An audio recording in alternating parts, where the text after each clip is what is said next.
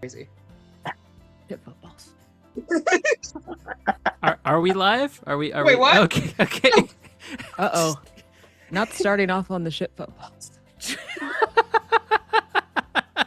Jesus.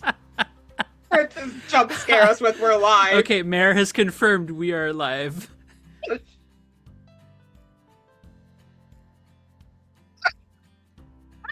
Okay. Okay. So, getting past the shit fuckballs section of the session, which is how things go sometimes. Welcome everybody.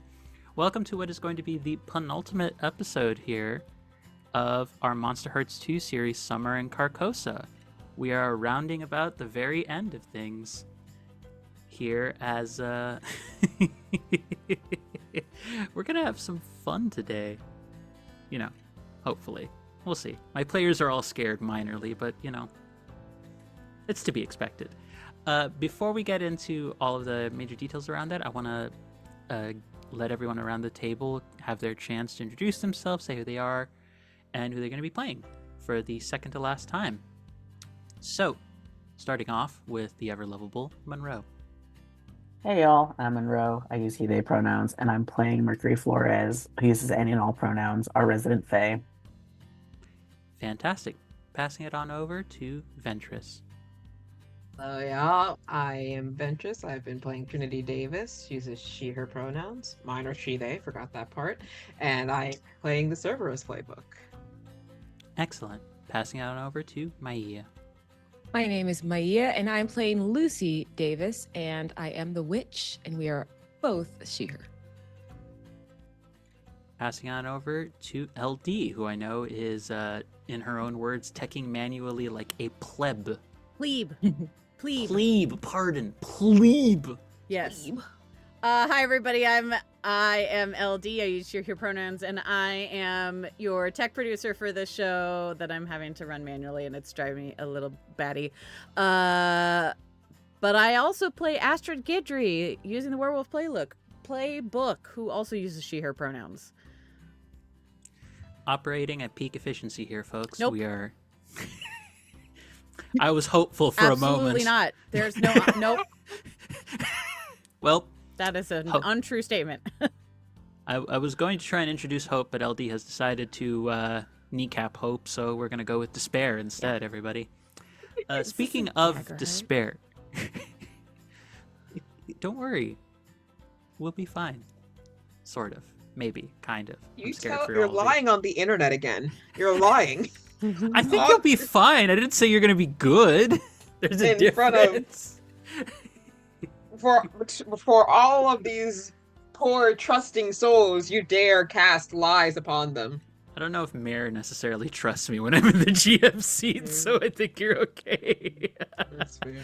But so, getting very important thing out of the way, folks. If you're here watching this for the first time or have been watching, I want to give a reminder in regards to content warnings here that this is a series that deals with not only just mess and kind of complicated relationships. It is going to get into a lot of elements of very messy consent and also eldritch horrors, thalassophobia, dissociation, trauma, a lot of different things, especially as they relate to like younger adults and in some cases even kids. There is never going to be any direct physical harm going towards any characters that have been deemed children, as per the lines and veils that we've established from the beginning of the series. But I want to let folks know that this can, especially even in the last 2 episodes, get very heavy with the kinds of things we're touching upon. So if you feel this is getting into territory that is a little too uncomfortable for you, please feel free to step away. We would never ask you to sacrifice your mental health and well-being for a show.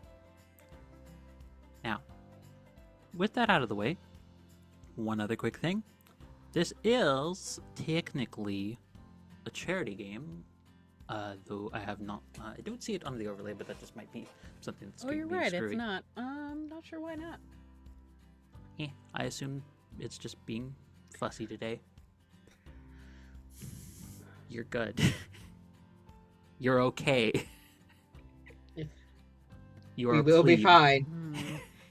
But I should point out that it's plebe because it is short for plebeian. plebeian. Yeah, is the word. So that's It is the proper pronunciation, Yeah. technically. But I will say this is a charity game, and because of that, there are ways that folks who are willing to donate can actually support the players in having little benefits. So it can be +1s for the party, auto successes, rolling with a different stat for a roll, or even giving the players a vision, which, while it is the second to last episode, might prove to be very useful with the coming calamities, events, whatever, what have you, that are likely to happen this and next episode. So, with that out of the way, let us venture forth into field trip number 11, The King Arises. You're in danger. That's the secret, friend. You are always in danger. You just didn't know it yet. I promise you I've known it for at least a few weeks now. So, you're all dead. Anyways. Carrying forward, our group has been handling as counselors, as camp counselors, for the delightful Camp Avery Camp for Supernatural Campers. I had a better name for this, but that's just what I'm remembering right now, so we're going with that. So, in the process of doing so, they've come into contact with an entity who's been influencing events from beyond the pale and such. Specifically two, actually. One who is a more local sort of cosmic being by the name of the Watcher in the Lake, who has subsisted and lived in the lake for a large period of time. But this is not the actual full threat. The full threat is the metaphorical tree from which this root split off from. The King in Yellow, the madness that persists, the King of Rot, and the ruler of Carcosa, Hastur, the King in Yellow, who has chosen to make his preferences known and his influence known through the connection that he has made with one young Selkie by the name of Adrian. The group has been taking their time to try and separate Adrian from everyone else with his friends, and to try and provide a bit of balancing to the views that Adrian's friend in yellow has been providing for him. In the midst of trying to get back to their group, though, we have had both Astrid and Trinity end up separated from the main group, while both Lucy and Mercury have been dealing with an unfortunate Ursat's familial connection trying to make her way into the cabin before being found out. Also prompting the delightful phrasing of in covens with, which this will prove, I'm certain, Still need that on a this will t-shirt. go. Honestly, we have had some phrases that should be on t-shirts at this point. But carrying on from there, we're going to pick up at the cave that we last left off. Astrid and Trinity, who, having entered this, trying to escape from the variety of duplicates being put in place in the camp by the king. They entered this cave and heard crying and spotted spider webs throughout.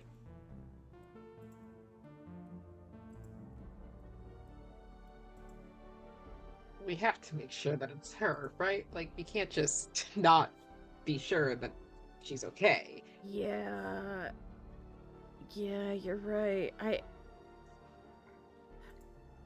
You're right. It's probably her, but we should double check, yes. We should We double check. And like, if somebody else heard the crying and went and it was a trap, I'd feel bad. I mean, if anybody's gonna like get caught in a trap and be able to get out, I think you and I have the best chance of like succeeding. It's not the first time we followed distant sobbing into these caves. Yeah, and we made it out. Granted, because it was a Lucy last time, but we'll still. I don't. We don't have to talk about that. Yeah, let's go. Lucy, please. Let's. My God. Once again, we have another version of the Ventris gif of cat appears, cat go gone. All right. Okay. Okay. So are we going in like together? Do you want me to go first? Do you want to go first? Let's go together. Okay, At this all point, right. it's better to stay close to one another. Yeah, I'm pretty yeah. sure. No. Yeah. I guess. All right. I mean, how big is this cave? Can we walk side by side, or does one of us have to Yeah. be in, or do we have to go single file? Is really the question. You have enough room that both of you can walk Okay, side good. by side. Good. All right then. I'm not that much of a monster. Well. Not yet. Okay. Staring at the title. What? It's an innocuous title. And I think Astrid just like claws out, just lengthens the claws ever so slightly. Like she thinks not that she's worried. Like just in case it is a trap. She doesn't want to scare Ariadne, but like also like in case she needs to like slash she has to like cut somebody. That's kind of her motive. Squiddy. Yeah. Make some calamaris, cut up some sushi, that sort of thing. Yeah. So further on, although actually, can I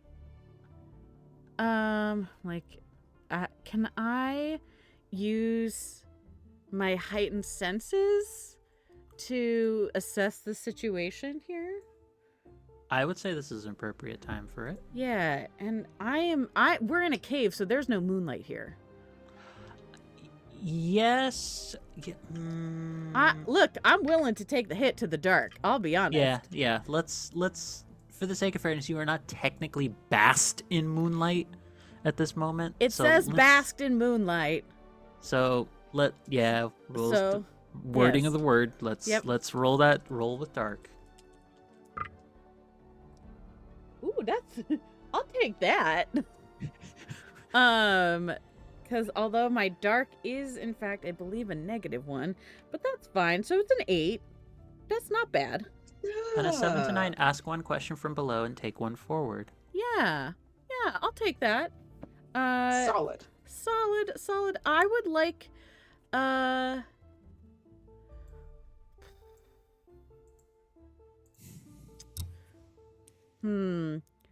would say,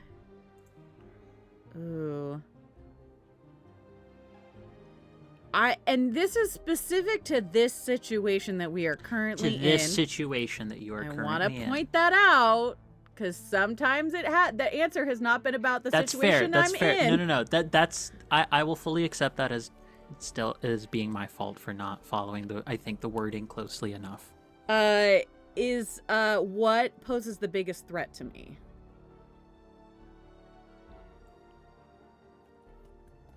I'm not judging. I'm just pointing out. No. It's not judging if you're accurate. You are correct. Mm-hmm. Would you like me to keep telling you you're correct? No. I know.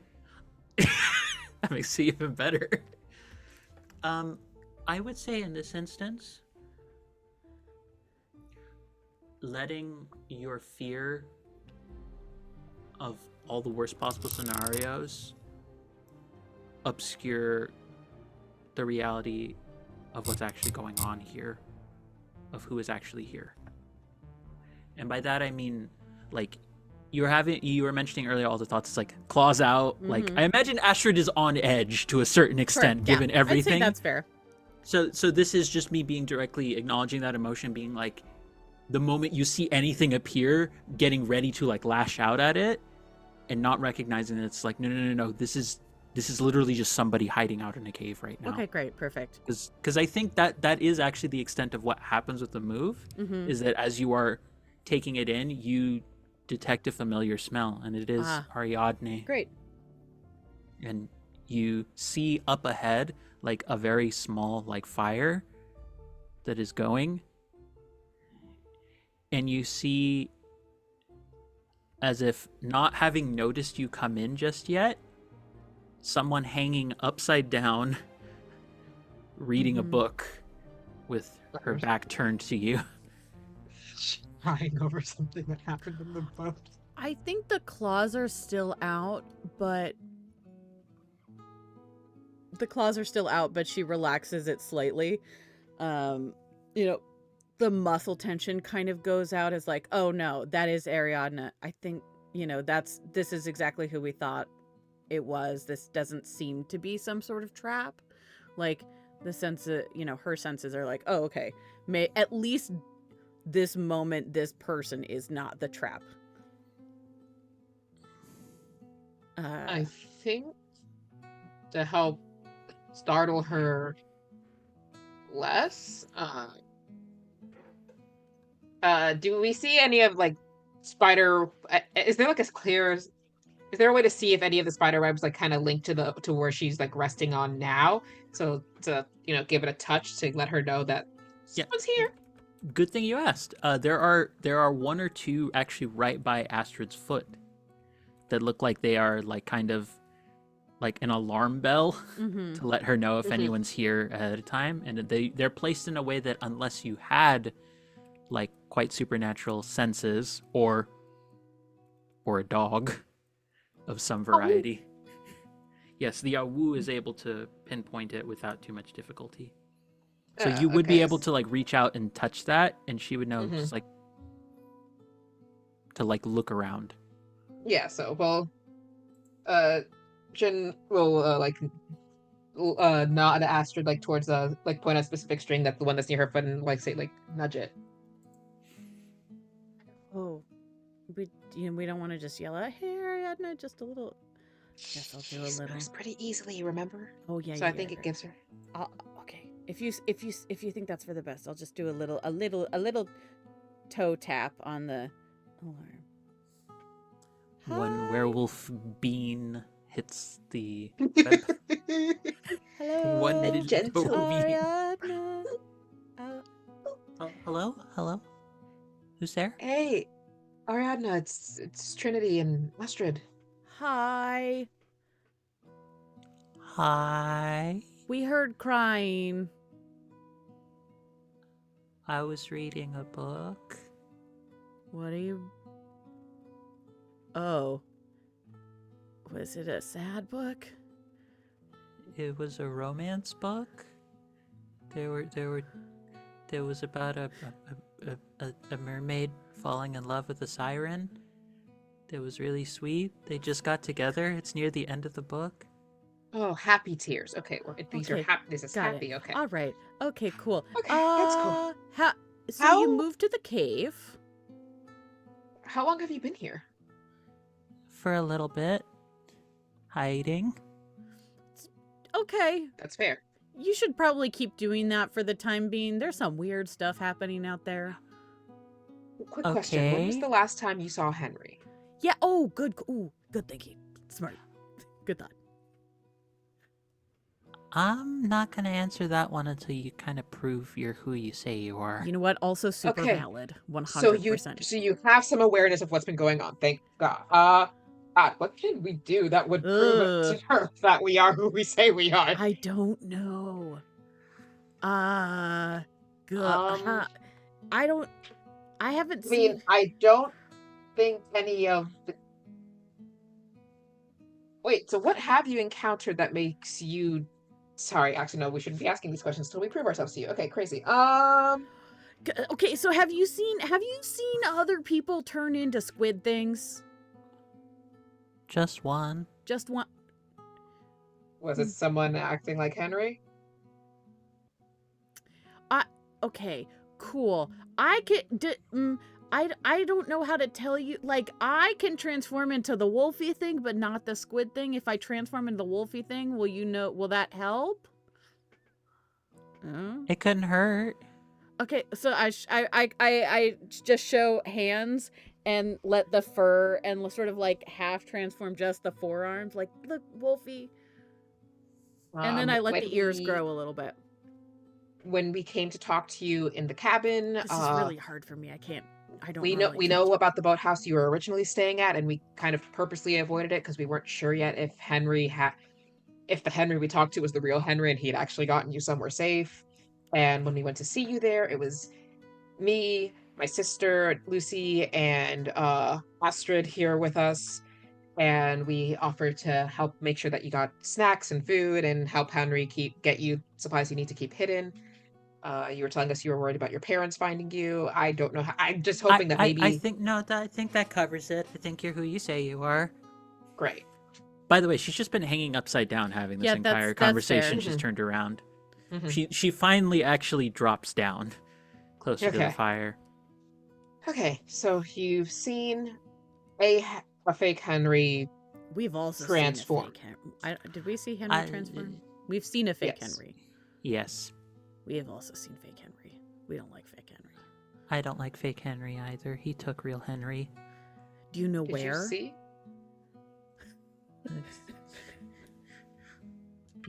He's at the boathouse. We were going back to get a couple more things that I accidentally left. I had a stuffy that I left behind, and you see in the corner there is a little stuffy that's like it's like a very spherical spider with a goofy face on the end of it. Cute. So real Henry's at the boathouse. I think so. That's the last time I saw him. When we went to go get things again, there was another Henry there, and Henry told me to run to get away from everything, and that was the last time I saw real Henry, so I'm gonna assume he's still there. Okay. That's He probably is. Yeah. You know what? We're gonna find real Henry, and we're gonna deal with fake Henry.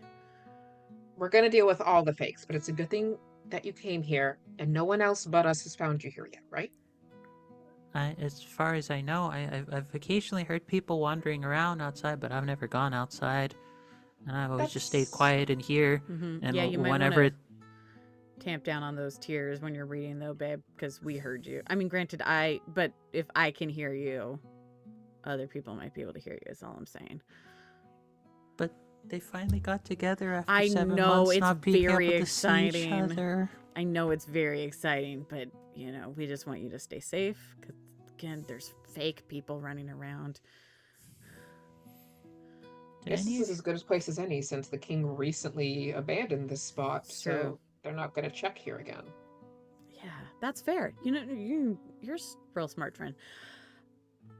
I try, thanks. Okay. Right. I don't think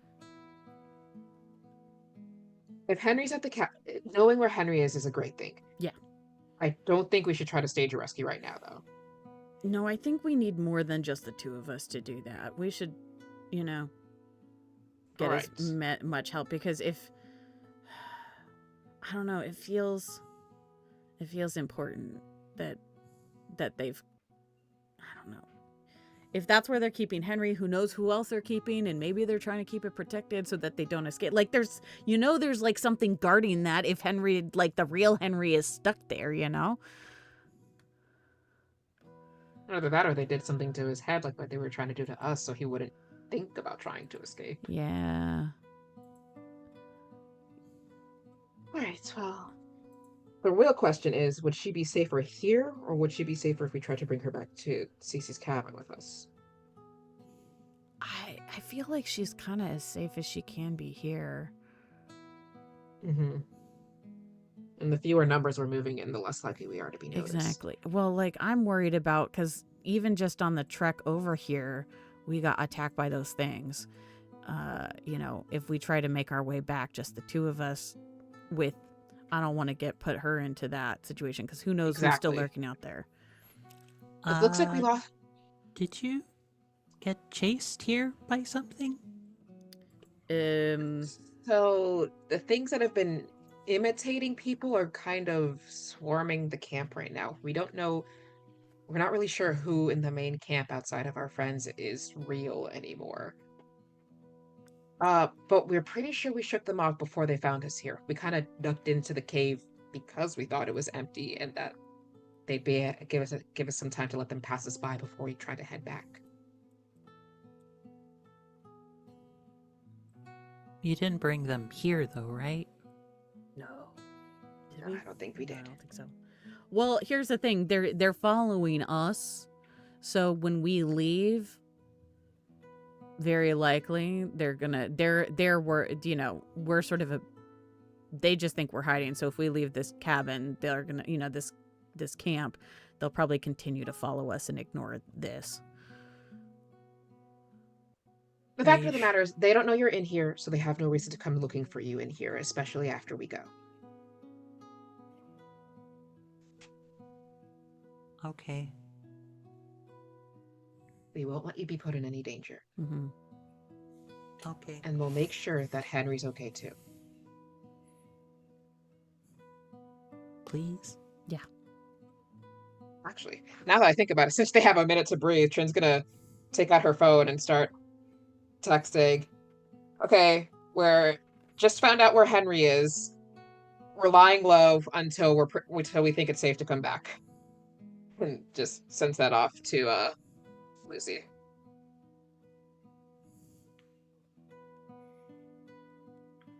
And it's like probably figured we should give her an update before they start freaking out over there, thinking that we got swapped or something. Good call.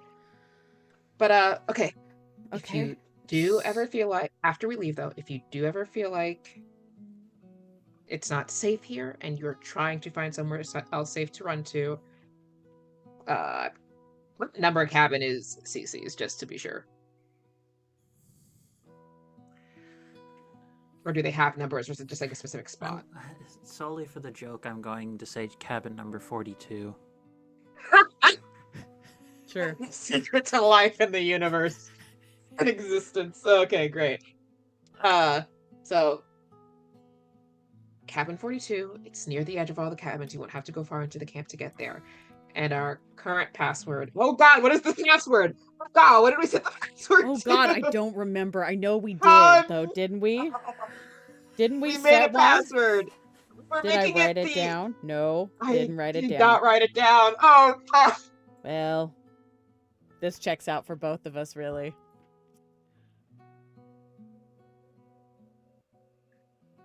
Another text. Sorry, we forgot the password. I swear it's me. Let the two ADHD dogs go out for it. The part is, it was Trinity's idea to make a password. Oh, the best. Like, Trinity's like, the password. Fuck.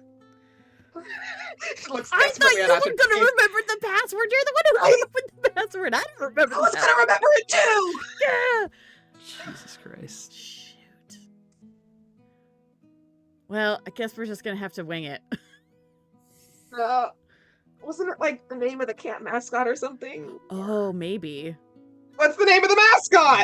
It was the name of the mascot. What's the name of the mascot? I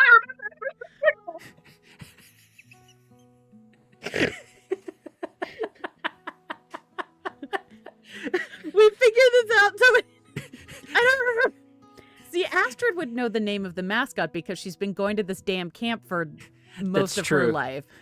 LD doesn't remember. You're good. You're good. Squidly. It is not. Are you sure, Eva? Okay. Okay. So, was that whole bit just for clarification's sake? Was Yes. that whole panic in character? Yes. Oh, Okay. 100%. You do have Ariadne mildly like if there were a more alarmed version of the guy from The Office looking at the camera right now, it's just that. Just one of those faces just looking Okay, at you. Don't worry about the password. Honestly, they don't even know about you, so they probably wouldn't imitate you anyway, and we just let you in. So, It's the name of the mascot for the camp. You've been to this camp. You know the name of the mascot to this camp, aren't you? All right. Okay. Okay, so yeah, we're just gonna lie low for a little bit, and then we're gonna try to sneak our way back out. Stay where you are, and just try not to... Just try to maybe like cry into a pillow or something if they keep being I- sweet with the happy I endings. don't really have a pillow. That is really fair, and I very much forgot we were in a cave because I am How well can you barely hide holding it yourself together under right now. webs? I mean, it depends how long I have to make something. You see like in the corner, there's a very kind of hastily been made, almost like spiderweb hammock Mm-hmm. that she's kind of been sleeping in. Okay, well, I would say if you need a craft project, since you're at camp and everything, crafts are cool. Make yourself like a nice little hidey hole nook web thing that, so that if you hear literally anybody else coming, hide yourself in there. Or, I like your alarm system. That's good survivalist traits, It's just kind of second nature to me to do that. Sure. I used to do that when my folks were gonna come up into my room and yell at me. Mm-hmm. I should teach that, if camp even exists after all of this, I should work on creating that and teaching this. So survivalist campers. Anyway. Camp's going to exist. Camp is going to be food. All right. Okay. So we have great plan. Yeah. That is the important part. I want you to know that we do have a plan to fix all of this. We're grabbing the rest of them and then going to find Henry. That's the plan, right? We'll see. Okay. We'll see what happens. We're going to focus on getting back to the cabin first. Yeah. And then we'll relay where Henry is. Okay. Okay. Hunker down, stay safe, stay alert. Remember your training. And if you see anyone coming, even if they look like us again, don't trust them.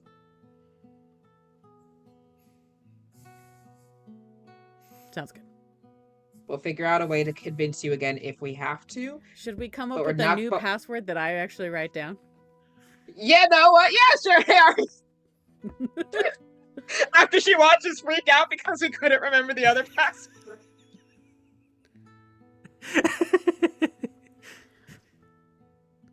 I can always go for it. Let's go for it. Ariadne, and Trinity pulls out her notes app on her phone. It's like, I'm ready this time. Yeah, you pick the password, Ariadne. Arachne. Okay, it's a little on the nose, but all right.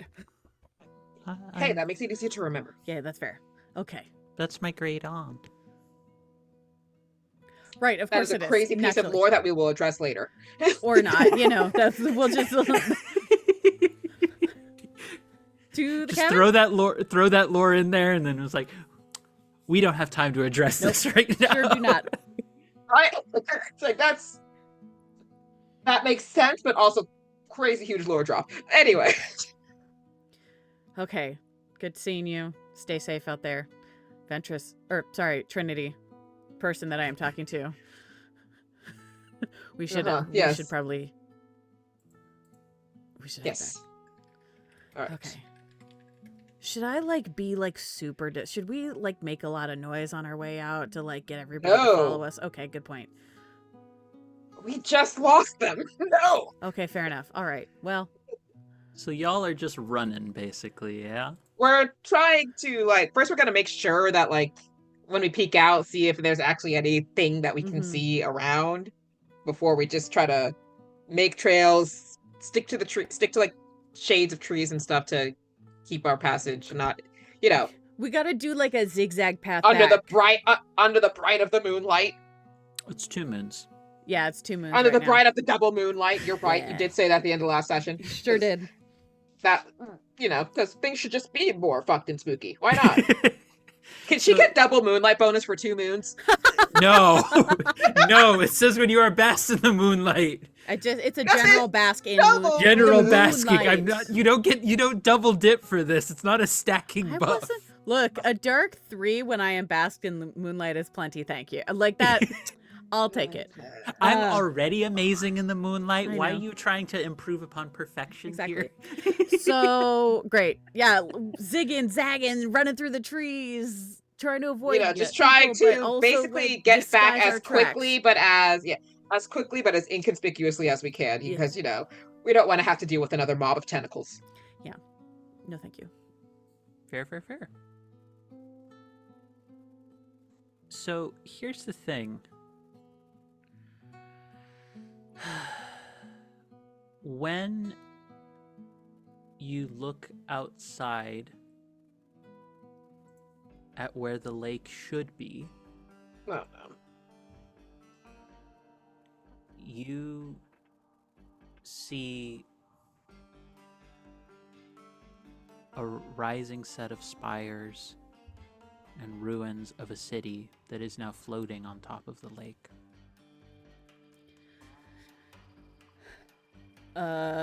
Trinity? Yeah. Yeah, I see Are it. you Oh. saying that's not good.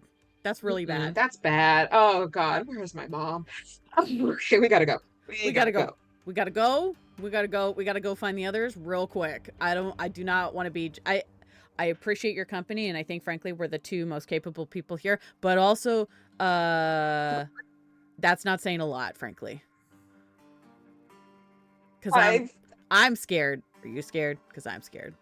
I'm trying not to think about the fear, because if I Okay. think about the fear, I'm not going to handle it well. So we're just going to, Okay. So y'all are running. Do I Yeah. have this Yes. right? Yeah. I would like you both to roll run away? away with Yep. volatile. You Yeah. got So we it. see Sure. what happens. Please God, please God, please God. Ah, drop the die. Mick. Oh no. Oh damn! My rule is if it doesn't land in the tray, but it doesn't count, and that was a 6, so I'm upset. Oh wait, I got a +1 forward. Yes, that's Oh true. hey, that That's- was a 5, and a 3 makes 8. My volatile is. Could have sworn your volatile is decent. I'm pretty sure my volatile is like a 1. I think, yeah. So that is 9. So I rolled a 4 and a 1 for 5. I have a +1 to my volatile for 6, and then I have the +1 forward from the earlier you roll for just a make it. 7. You- Just need that to be established. So How close that on a was. 7 to 9, you both will get away, but you both have to choose one. You Okay, run great. into something worse, you cause a big scene, or you leave something behind. Ooh, I'm gonna cause a big scene. It makes the most sense. You cause a big scene, both of you?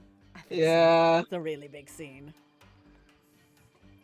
I don't want to run into something worse in this circumstance. That sounds like just the king at this point. I kind of feel like on seeing the spires in the lake.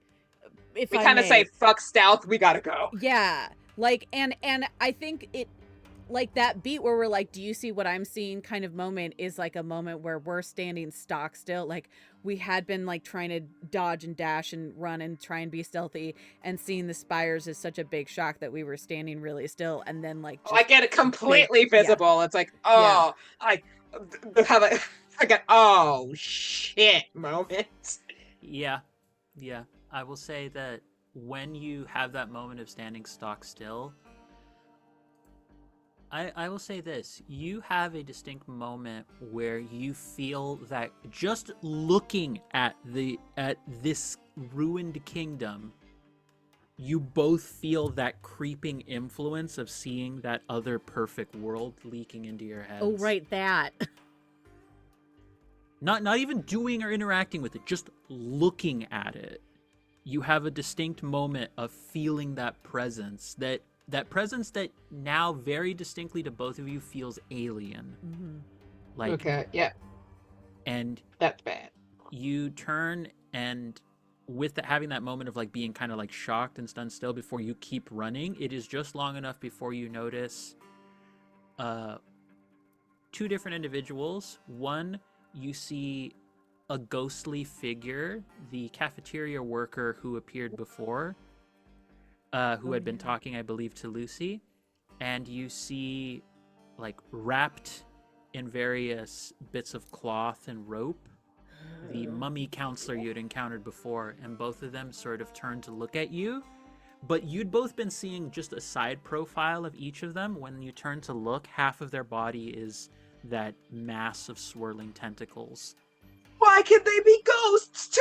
Why are they ghosts too? That's Ghost not and okay. tentacles? No, it's really not. Ghost. Oh god. Trinity said. I think Trinity says that out loud as part of the big scene. Why can the tentacle ghost? Why tentacle ghost? Trinity, we gotta get the fuck Okay, I'm sorry.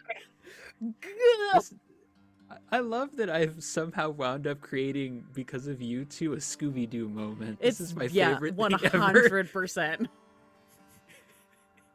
Like, I'm straight up seeing the running, like the build-up of speed as you both start running. Like there is definitely a moment where Astrid, where she has that moment of like trying to run away so fast that she doesn't move, in that like you stay in place until, and like almost trips forward before continuing on. Huh? Yeah. Picking up rocks and pebbles. Yeah. It's like watching my cat trying to take off on the tile floors. Like his claws just like start scraping against the tiles at first before they grab and then go. So while that is happening, Uh-huh. while that is all happening, cutting back to the cabin, Lucy and Mercury, you both hear a knock on the door. No. Oh, God. I think Mercury will get up and go to the door this time because it's time. Yeah, It's Mercury's time to deal with this shit. yeah. You just hear like knocking. Hey, is Mercury in there? You hear Zeke's voice. Oh no. I think Mercury will is holding the doorknob and gently just thunks their forehead against it before opening it. Hi, I'd kind of been wondering what was going on. I hadn't seen you for a bit, and a bunch of the counselors were saying stuff at the meeting that happened. I didn't believe them, of course, but I was like, I haven't actually seen Mercury in a bit, so I thought I should go check in on you. Zeke, can you do me a favor? Yeah? Can you walk into this cabin? Yeah, sure. He walks into the cabin. No issue. If you wait a few beats, you hear him go, ow! Man, oh, Charlie horse, sorry. What? Is this something wrong? Actually, quite the opposite, because you just walked in with no issue, so you're you. You are you. Was I supposed to be somebody else? No, that's the opposite of the problem. There's a lot of things pretending to be the other counselors, so I was just hoping you weren't one of them. I mean, is there something going on with the other counselors? I've been feeling like the vibe, I don't know what it is. There's just something about them that just doesn't feel quite the same. And I keep getting these flashes of seeing the camp being kind of perfect, but I don't really believe in perfection when it comes to people or places that I interact with. I've seen enough about a bunch of different folks who feel, whenever anyone tries to put up a front of being perfect, that makes me a little suspicious. Everyone's got a little bit of mess in their lives that they got to manage and deal with. But I don't know. I didn't know if I was just getting paranoid or something. No, I think at this point, Mercury, it looks like they're about to kiss Zeke, but then remembers the kids are there and instead just hugs them so tight. Oh, that feels nice. That feels real nice. Oh, I've never been more relieved in my life that you're you. I've had a lot of those moments where I was afraid I wasn't me too. I'm really glad I'm me too.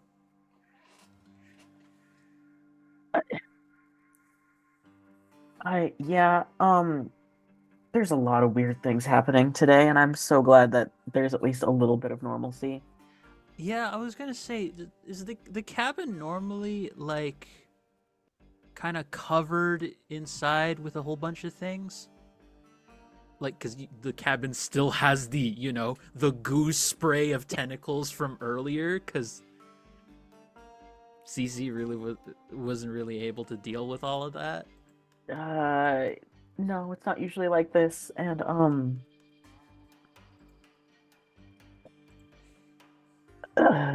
there's so much going on. I don't even know how to explain to you what is going on right now. I mean, it's you. I'm always willing to listen and to hear you try. I like listening to you. Okay. Anyway, so Eldritch horrors basically is what's happening. Like, Oh yeah, I've heard stories about those from the sea. Yeah. yeah, one in the lake, and then the King in Yellow is they're related. Anyways, the King in Yellow is trying to use like glances at Adrian, like basically trying to use the kids to come into our world and take it over. Yeah, that doesn't sound great. I'm not gonna No. lie. That really doesn't feel like the vibe. Yeah, we should keep the world as it is and not whatever the hell the King in Yellow wants. Yeah, there's like a whole city on the lake now. I've been kind of weirded out by all of that. I'm sorry, there's a what?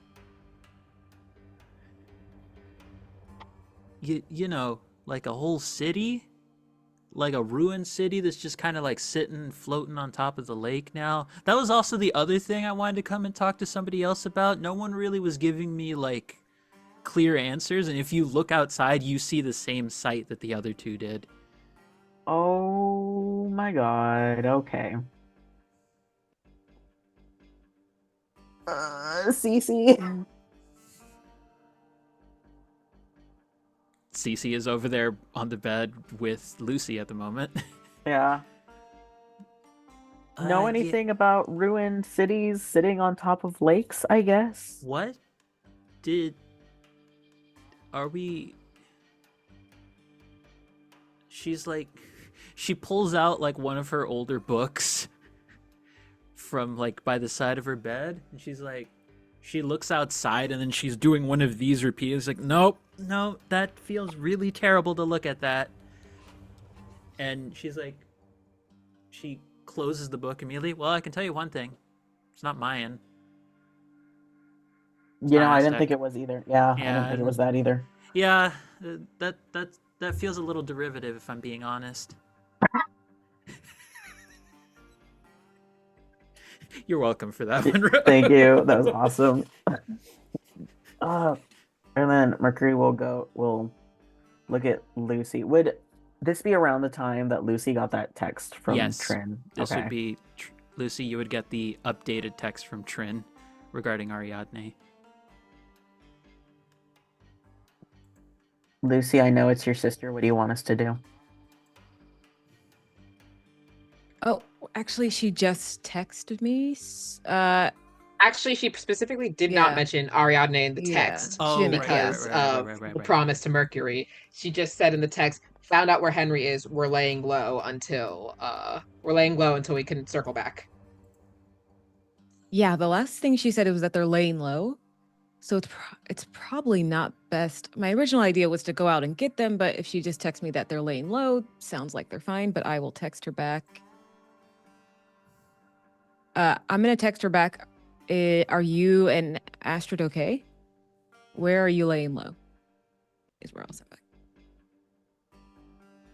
So I'll tell that to Mercury. So I just asked for another update, but it sounds like they're fine for relatively. So I mean, if we need to go out there for whatever reason, gestures to Zeke, we at least have another body that is not affected by whatever is going on, I guess. Yeah, I guess I'm just waiting. I would wait till if she can message back. But this last update sounds hopeful. Yeah, just because that's your sister. I know you worry about her, and I worry about Yeah. Astrid and them too, so I want to be sure that they're okay. Yeah. Because gestures to the city on top of the lake. I'm like, that doesn't look good. I don't know. I'm not a history buff.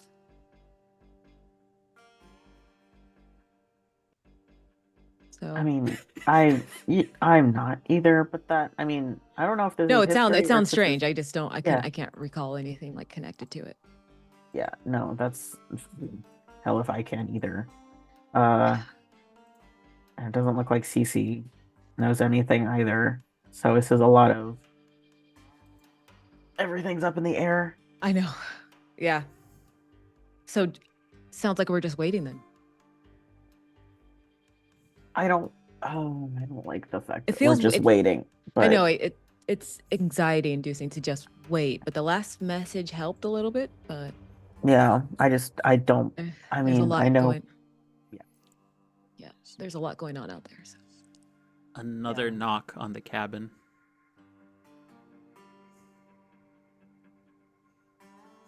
You know what? I'm by the door anyways. I will Yeah, there you go. I Yeah. will- Waterlogged, mildly stressed, looking like like he could have had much better days. You see Daryl is there now. But I don't know if has the rest of You the party better met let- Daryl? I think Mercury has seen Daryl but hasn't talked to him. Yeah, he's like, hi. I think so- Lucy's the only one that has had any direct interaction with Daryl outside of Trinity. Hi. Is Trin here? You're Daryl, right? Yeah, that's me. Trinity is not in here, but she will be hopefully soon. Okay, because I was trying to get back to my cabin, and I ended up over here. And for once, I don't think this is me having problems with directions. Just the past couple of nights have just been really terrible. Just in general, trying to sense anything about this place. Everything What- feels really off. Step into the cabin and we'll talk about this more. Okay. Just trust me. He tries to step in. He gets repelled by the wards.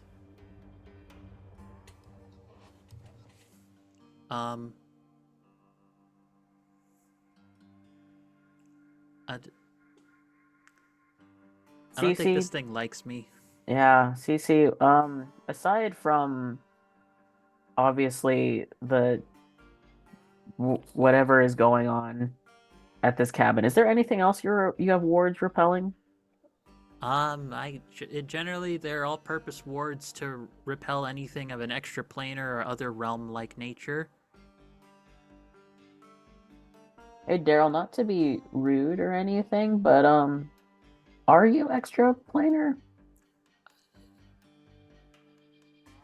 You know, I feel like that's a really forward question to be I know, and asking, I'm but really sorry. I'm really sorry. As a Fae, No. I know that's really fucked up thing to ask you. It feels. I just want to know. It feels like, I don't know, the supernatural equivalent of asking me where I'm from. No, I that's just wanna also- know. you know I, what? and I As a know Fae, you yeah. and I understand this because Yeah. I feel that same kinship, but technically, I do come from family that belongs to the dream realm, which is not really.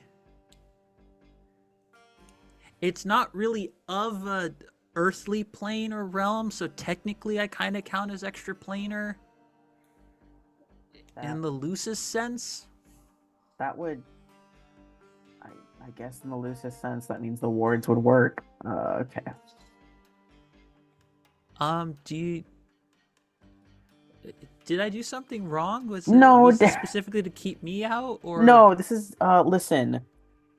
does Trin not want me to hang out with you guys? Does somebody not want me to hang out with them? No, this is listen, we're in Cece's cabin right now, and she's got a bunch of wards to protect the cabin from certain things, and I'm sure actually I'm not sure if you've noticed how weird the camp has been the last Oh few days. no, I barely have been able to have it. I've been on basically 150% sensory overload for like the past 2 days. Oh, that's awful. I'm so sorry. Oh yeah, it's real bad. Like basically, I haven't been able to pull anything from dreams, and whenever I try and do, it just comes out real squid-like and stuff. And it's not great. Like normally, like I'm helping folks deal with nightmares and stuff, but like all the kids' dreams have sort of just turned into like one mess. They're not really dreaming the same way anymore. That's not good either.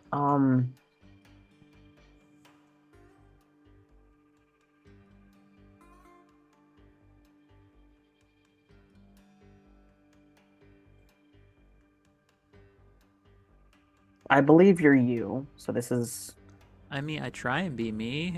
yeah. I think other people have tried to be like me. It usually doesn't work out for them. I don't always do well at being me, but I try my best at being me. When Folks you kind of say get. when you say other folks trying to be you, have you seen other things here that look like you? Oh no, I meant more in a metaphorical sense. Like, is Got there a it. literal sense people trying to duplicate me? That sounds terrible. There's things trying to duplicate all of us right now. Oh, that sounds real bad. That would also explain a lot of the weird dream mess up stuff that's happening. Yeah, and then Eldritch Horrors, and I point to the lake. Um, It's like now it's only now coming into focus for him. It's like he's hasn't had his glasses on the whole time. mhm. That's the equivalent kind of effect. It's like he didn't see it before. Like imagine whenever you've had like a really terrible like migraine and you're like I can see things but everything feels hard to really focus on cuz you're in pain, Yeah. and that's kind of the effect that's been happening, is just being kind of out of it. hmm And now he sees it and you see his eyes glaze over just a little bit and then he's like, oh, I don't like that. Oh, I really don't Yeah. like that. That's really bad. Yeah, it's awful. So you can't be in the cabin, but you are you, which means you're not being mind controlled or a duplicate of yourself, which is great. That's awesome. Okay. I'm pretty immune from a lot of the charm stuff. I mean, to be honest, I usually just find people charming, but most actual charm stuff doesn't really work on me. Good to know. That's part of sorting through dreams and stuff. You kind of got to be able to have your own focus and grasp of your own reality and not let anyone else's. I got to thank my mom for that. She's really nice. She treated me super kindly. Really good. Kind of just like with the door still open, talking to Daryl, like turns to everyone else. She's like, I mean, he can't come in here, but I mean, I guess, is there any like seating? Because I think we've established there's like a porch on Yeah, these there's like cabins. a little bit of porch space. Yeah, is there like seating for Daryl? I mean, yeah, there's a little bit of an overhang with the cabin where like it's still covered by the rain. Mind you, it's pouring Yeah. right now. It's bad. Like if ever there was an occasion where the phrase like wet dog smell would come into play for any of the werewolves, that's where we're at right now. Yeah.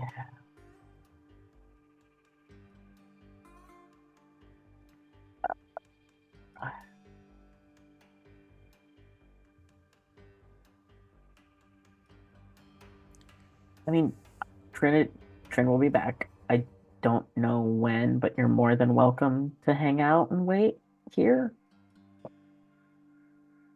Hap it's for Trin. I'm happy to wait and like see if she's gonna be okay. Yeah, because Lucy got a text from her. She should be headed back soon, and if anything, we get another text, knowing you and Zeke are unaffected means we'll have more people to help find them if anything goes wrong. So, and it's at this point everyone can just see Mercury talking to themselves, like comforting themselves. Just like, I hope they'll be back soon. Yeah. Please. No. So, I'm curious, what is Lucy's reaction to this whole conversation and seeing Daryl? I think she's not behind Mercury, but like in the background, just watching this interaction, because probably doesn't trust that it's really him because of the thing that happened with her mother. So she's still like, I don't want to test it. If the ward is like rejecting him, I'd rather just play it safe. Is like the look she's kind of having. Daryl. But I would tell that to Mercury. I'd be like, Mercury, after what happened with my mother and that thing getting in here, I can't say 100% that I trust it. That's all I'm gonna say. I promise I don't have like any bad intentions with your sister or anything. Oh no, it's not about that. Yeah, just had a bad experience with someone else coming in, and it didn't work out well. So we're kind of on edge here. Oh, I'm sorry about that. So, Daryl, you promised. Obviously, you have no bad intentions towards Trinity. This is for me as, you promise you're you. I promise I'm me. I'm You the promise only me you're that I Daryl. want to be. I promise I'm Daryl.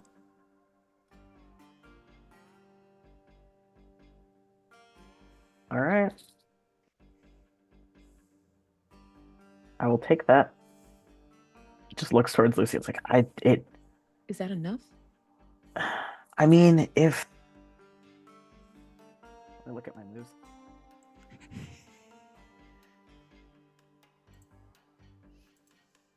Because I have fairy contract with, if someone breaks a promise or contract made to you, take a string on them. Yeah, If so they break- if he's if they not break it. Daryl, Mercury would have a string on Daryl already.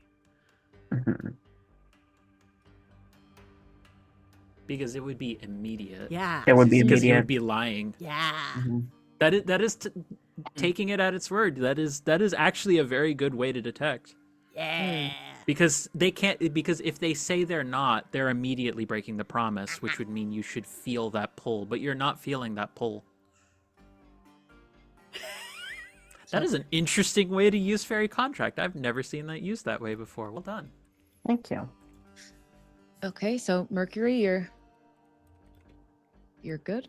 I'm sure. I know, like, just from like feeling, like seeing the way Lucy is looking at Daryl is just like,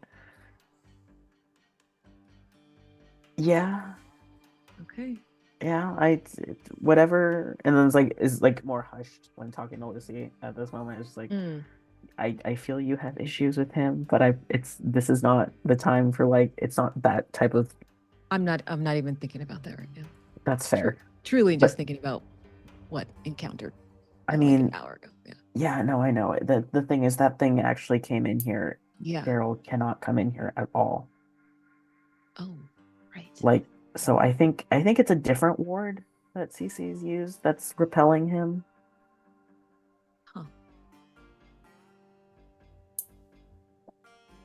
Well, at the very least, I guess we can trust him. Yeah. Okay. Regardless, yeah, no. I would have Okay. felt if something was wrong. Okay. Okay. Well, kind of unfortunate that he can't come in then. Yeah, I know. I mean, It and might like, be. It is kind of cold out here, if I'm being honest. Yeah. Sorry. Also, do y'all hear that? And it's right about now you hear this screaming and yelling from Trinity and Astrid running. Holy hell.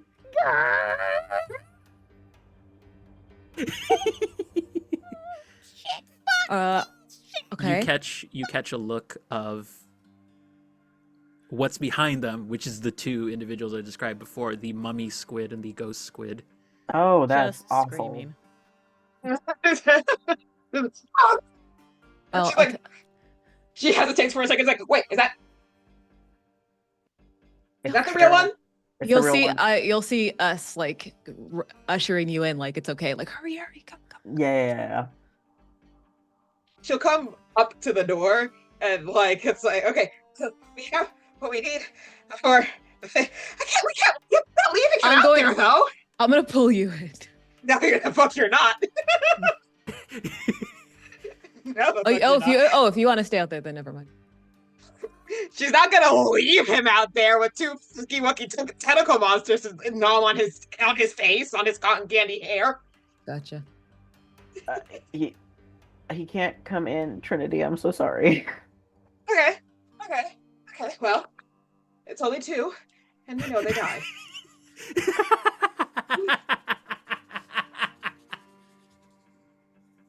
Well, now that Amazing. we're on safe territory, Astrid, I think, like, or at least, you know, the cabin of safety is behind them. I think Astrid would turn like at the bottom of the stairs and like sort of take up as much space as she can. Is like, yeah, come at me, bro, kind of a moment.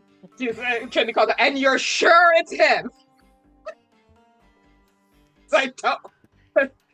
These things are fucking gross. He And it's promised. wet. It's him. Okay, cool. Why can't he go in? Extra planar wards. The dream thing? Yeah. I mean, like, I'd take it away if it made you feel happier, but it is kind of part of me, and I don't really want to What sacrifice. would make me feel something. happier is not watching you get eaten by tentacles. Yeah, I think I also would like to not get eaten by. And he sees the two creatures. Oh, yeah, no, that's not great. That's can you let me in? Please let me in. Please, can you take down the let me in. wards, please? Something, please. Can you make an exception? Can you give him something that lets him pass through? Don't. If the problem is, if you take down the words that leaves the kids vulnerable, we're not doing that. Yeah, Matt, don't leave the kids vulnerable. But is there anything that we can do that lets him in specifically? Cece's just like, I would have to adjust things very quickly right now. Well, you have until either us or the tentacles die. So let's go. Excellent. Do I have it right that this is lash out violently? Yes. From, I'm gonna assume both of you. Yeah. Excellent. Tell me when, Chief. You're good, boss. Roll away. This is with volatile. This is with volatile, folks. Alright, Tell me that's what a happens. +1. Nice. Okay. Sure. I'll take Let me that. make sure I don't have anything. Nope, okay. It's just, so I mean, it's at 10. It's just a 10. I rolled an 8. I said just because I'm like, Don't I'm you not have adding any Sorry. moves to it. Don't you have +3 or +2 to volatile or +1? I have a What was it? +1. So I rolled a 7, which makes it an 8. Okay. On a 7 to 9. I become my darkest self. Go. Oh God. Oh Christ. We're going for it. She's going for it. Well. Okay. It's, you know what, I've realized it's much better when the players read this. Please read your darkest self again. Okay. Like I got the 7. I got the 7 to 8, and my other options are learn something about your true nature, or the MC decides how bad the harm turns out, or I become my darkest self. Well. I get experience when I get my darkest when I turn into my darkest self, y'all. Ah, yes. I have set this up. This is what we call a pro gamer move here, everybody. Correct. So, let's say for Mercury, this is a unwelcome thing happening Ooh, right, again. didn't warn him Is first. Mercury still in the cabin? It's fine. Yeah, I'm but the sorry. door is open and I can see. Be it. Yeah, that's fair. So I Astrid- transform into a terrifying wolf creature. I crave power and dominance, and those are earned through bloodshed. If anyone attempts to stand in my way, they must be brought down and made to bleed. You escape your darkest self when you wound someone you really care about, or the sun rises, whichever happens first. But right now, I have 2 targets that are sort of more important. Well, there you go. So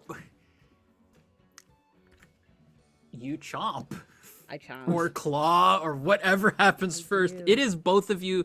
I assume it's one apiece, or is one Yeah. of you? Okay. Who wants the ghost? Who wants the mummy? I'll take the mummy. Fair enough. So the mummy does not know how to react to all of this because they choke up momentarily before they can react. They I'll are get just fucked. yeah, you I don't know if it's you bite, you lash, or what Claw. it is, claw. You see that happen.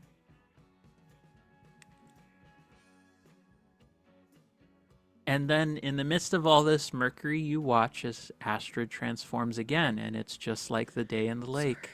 I'm so sorry. I think does this break a promise to you? Yeah, I was about to say, did you promise him to warn him Did I each time? break this? Did I break a promise? I think you I technically think I it did. was, I yeah. think I Which did. means that means I A get string. experience. You're welcome. So what we're saying Oh, is that Jesus. this was just a power move to get a bunch of people experience. Sure, yeah. Pro gamer moves. It's big brain time. Yep. And big brain moves for big brain players. And I think for once, Mercury will, instead of freeze, will flight, knowing that Zeke is there. Ooh. Run like- into the arms of your Yeah, lover. basically. We'll just like turn their whole body, like, to just shield themselves from seeing Astrid. Because I think in that moment, it's not just that Mercury sees Astrid transforming, it's knowing that that is also the darkest self version, Mhm. and knowing it's a more dangerous version. Yeah. Yeah, because she's going all in immediately. Yeah. Because usually, I will say, usually with when she has control over her transformation, it's slower. There's a softness to it that like is, she has time to warn somebody. She has, she doesn't have as much control as say like Viv or Aaron might have. Definitely not as much control as like Viv does. But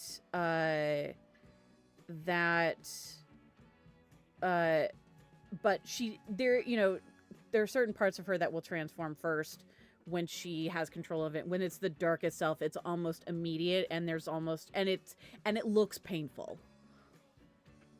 Are we going full American Werewolf in London levels of like how painful it looks? I wouldn't say that far, but like, there's definitely it, like, I don't want to get too descriptive of it, but it just is like, it's that thing where you're like almost bursting out of your skin, Gotcha. Just everything sort of there. It's not quite an explosion, but it sort of has that like similar vibe. to it, yeah. We're back at the quarry levels yeah. of transformation, which is very, for lack of a better word, gooey. Yeah. I wouldn't say gooey, more crunchy, but sure. Okay, crunchy. Yeah. That Mm-hmm. Mara's asked a very important question, apparently. Anyways, carrying on from that, you lash out at this one creature, and you have a sense that it's like control is not there anymore, given just the stress of everything that's happening. Mm-hmm. And just the panic and just this whole situation. You are lost in that. Mm-hmm. And the two of them begin look as though initially they're about to back away, the ghost one starts to turn intangible Well, that's annoying. Yeah. and starts to head into the house, into the cabin, because Don't do that. technically with its intangibility, it's not touching the wards. It's basically the one thing that can get through it by sheer circumstance of loophole. That is how you would say fucked up. Ah. So, with that being the case, I have to roll to check something real quick. Because it's still, well, it's not touching the wards. But then can it touch anyone in the cabin without becoming tangible? It has to become tangible in order to touch anyone in the cabin. So, There are watch also as- werewolves in the cabin. yes, there are werewolves in the cabin. There sure are. There is a moment of Mercury when you look back. Oh, you've run in and you're closer probably to the kid. You and Lucy actually are probably closest to the kids. When you look, you see emerging through the side of the wall the like ghostly squid creature, and it's slowly becoming tangible in front of Adrian. And it's looking like its body is beginning to like shake violently. And like it is just going to try and reach out and grab Adrian. I will try to intercept it. Okay. Is there a move you're leaning for here? Probably just lash out physically, honestly. That's... Roll with volatile, buddy. Oh yeah, that's not great with that, but we're gonna try. I know. But it's just instinct. They're gonna put themselves in the way of... Oh, I just make it at 7. 7? Yep.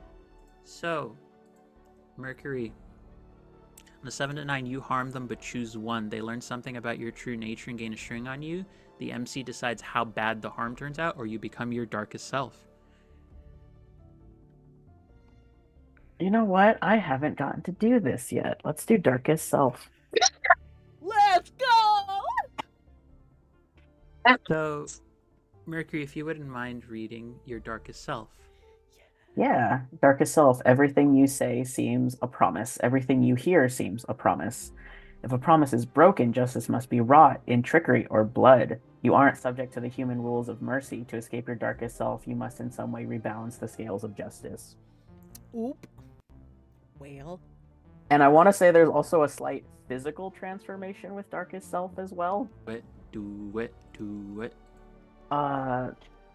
There's this moment where Mercury's eyes widen and the pupils get so big there's no color left. The ears get more pointed. There's a smile on their face that stretches. It looks like it hurts. It's not all the way, but it's just as much as it can. And as they're moving, it's almost like their entire body is shifting, like glitching. And it's very like uncanny valley. The way that it almost looks like their limbs elongate. And like their shoulders pop a little. I'm going to add a bit more drama to this scene. I'm going to say, because you harm them, here's the thing. That thing I rolled for earlier was how much harm the creature took just entering. It took 3 harm just entering to become tangible. With you lashing out on it, you've dealt with it. As the monster. But here's the thing. Given the wording of your particular darkest self, if a promise is broken, Mhm. Justice must be wrought in trickery or blood. Well, And you see A promise Astrid was just fully broken. transformed.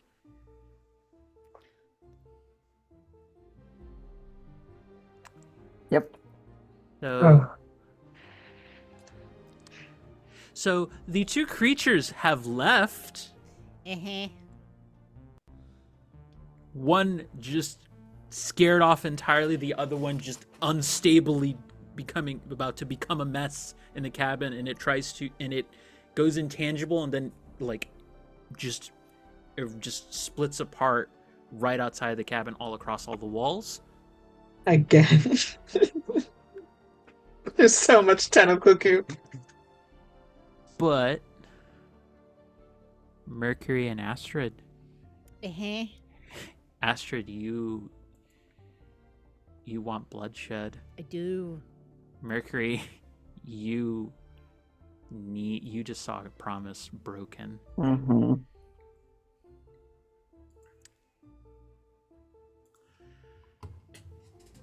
I'm gonna ask Uh-huh. both players, Mhm. what would your first instinct be? I mean, I think Astrid would have tried. Astrid still, because I will say that the playbook doesn't specify that I necessarily want to hurt someone I care No. about. It's just somebody gets in the way of me. So as far as I'm concerned, I'm still focused on the monster that's trying to get away. So I don't know that Astrid knows what's happening behind her necessarily. That's why I asked. I didn't want to Yeah. assume what the nature of how you wanted to go about this next bit. Okay. So I think, yeah, so that's in my head in the scenario, she has no idea what's happening with Mercury behind her yet.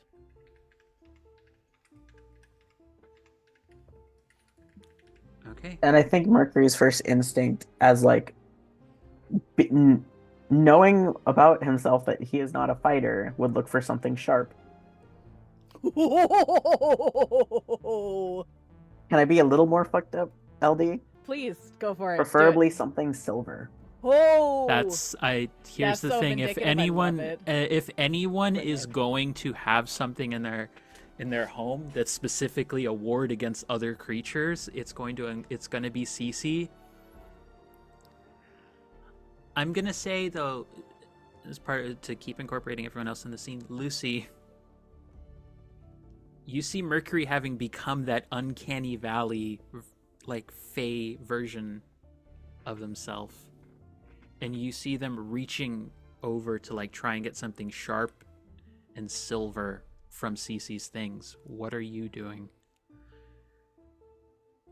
If I see that, if there's anything I can do to help, I would. How do you try and help? What do you do? Also, I noticed that, and I would like also try to look around, and like if I can grab it and just like toss it or hand it to Mercury. Wait, you're handing you- it to Mercury? Do you not Well, need it? she or doesn't no? know what he wants it for. Oh, that's Yeah. true. yeah, I That's don't true. know. Yeah. Okay, no, that's fair. That's Oh, fair. That's good.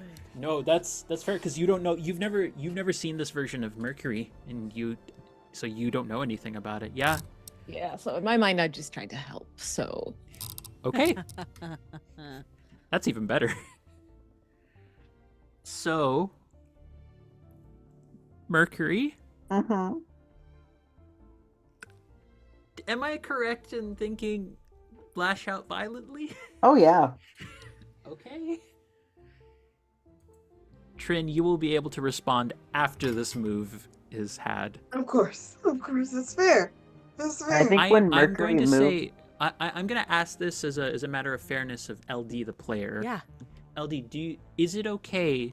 Do you feel that because specifically it's silver, Uh-huh. that if I give a +1 fine forward with to me. Mercury for that, it's only because with it me. is specifically silver? Yeah, no, go for it. I'm into it. Let's go. Mercury, All right. roll with volatile, bud. all right, and because it's a 1 forward, it's just an even roll. So roll. Yep. And I want to say you also notice as Mercury is moving, it's very like that glitchy, staggered, like yeah. That's exactly a 7 again. Well, Oof. Just enough to succeed is crazy. Yep. So you got me.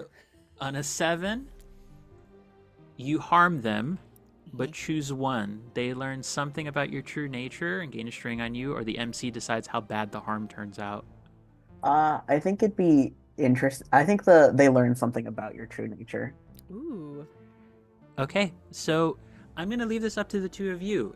Astrid, you are distracted. I'll just set the scene, but then every other detail built out from that. Astrid, you are looking.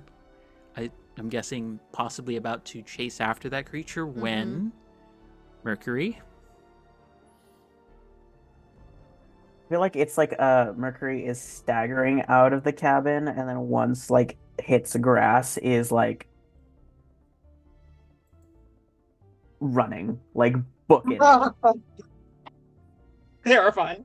Yeah, literally just this long, lanky thing coming coming after Astrid with the knife like ready, just like rearing up for a like not a slash, it's a pierce.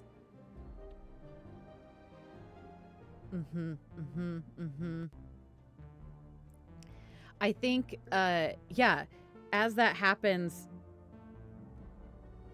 the senses, the heightened senses, the werewolf senses kick in and she can feel Mercury's presence.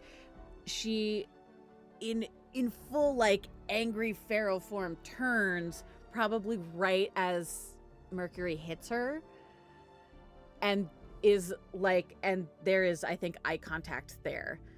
And in that moment, she instinctively is also like reaching out to like with the claws to try and slash at Mercury, probably at the shoulder that probably like aiming for the hand or the arm that has the knife in it. And I think as that happens, there's this moment of fear. Yeah, fear at this person who is her friend, but she doesn't quite recognize it as her friend, but looks completely different and is also terrifying and has chosen the weapon that could hurt the most, that could do the, like, she knows that she's not doing this intentionally. Picking silver is intentional. And so it's a little hurt. But also, all of these things are flashing, as if I might lash out physically as well to get that, to see if we can do that. Yeah. So while Astrid rolls that, Mercury, I'm going to say, to add to the emotional impact of this moment, I think it's, if it's okay with you to say that that's enough to fulfill the specifications of Darkest Self, because it's rebalance the scales. Like,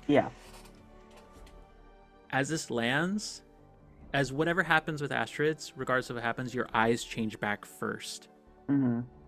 And you see what's about to happen in horrifying detail, not in the Deja like fey vu. form. It's like, I bet you're wondering how I got back here again. Literally.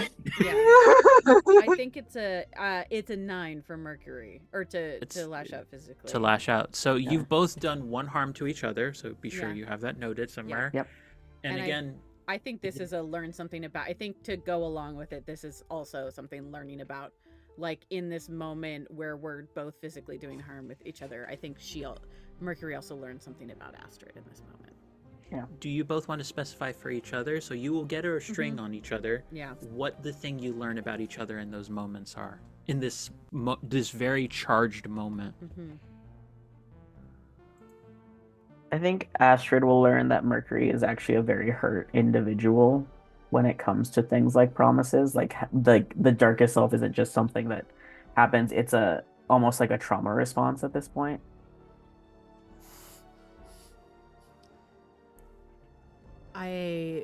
with Astrid,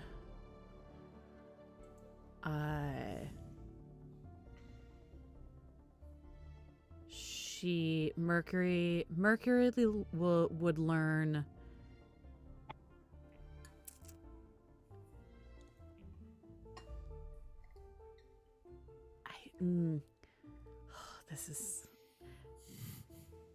I think Mercury learns that Astrid thinks she deserves this.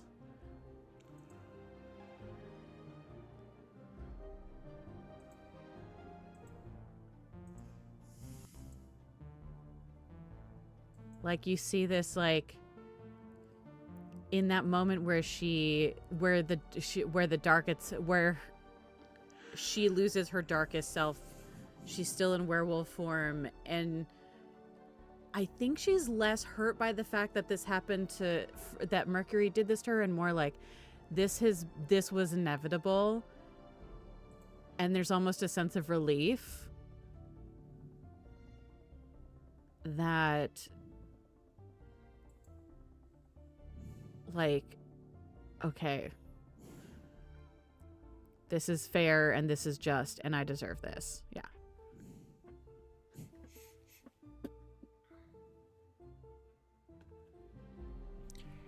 So yeah. It is, I'd say that fulfills for each of you your respective darkest selves, and you both have that sense of horrifying realization of what you've both done to each other at the same time. Again.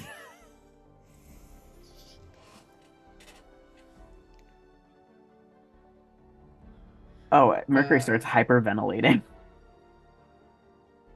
Like, is like looking at Astrid, like has the knife still in hand and like drops it in horror and is hyperventilating and looking at you.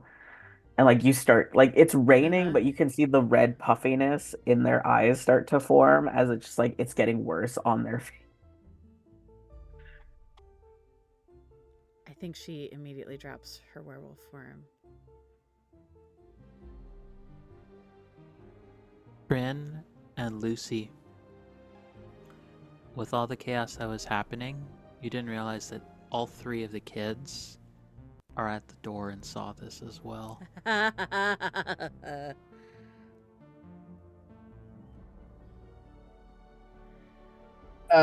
Shit.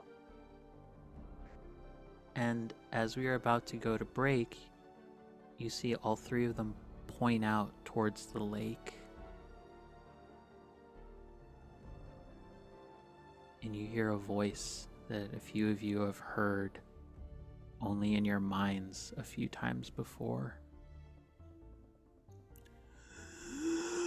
So finally come out to play, my children.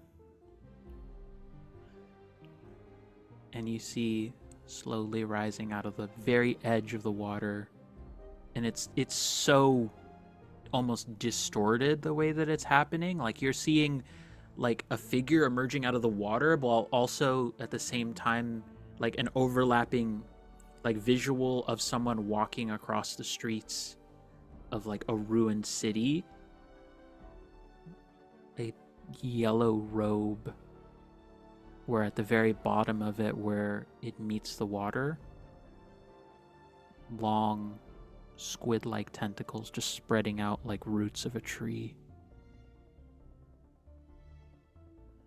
The king in yellow has arrived. And that's where we're gonna go to break, folks. Okay. So we'll see you all in about 10 minutes. See you real soon. Hello there, everybody. Welcome back. You find us at the second half of our penultimate episode of Summer in Carcosa, our Monsterhearts 2 actual play series here on Sword and Key. You arrive at a moment where promise has been broken, justice has been balanced, and pain has been unleashed across two different friends. marking this occasion, it seems fitting that a king should arrive at this time, as the King in Yellow has made his appearance at long last. And there's something, aside from just the physical appearance, there's an auditory aspect to it as well, that voice that you were hearing before, strained like a corpse that is whose throat had long dried out, begging for moisture and to have something to nourish it, is gone. The being before you seems almost much more rejuvenated and back to strength.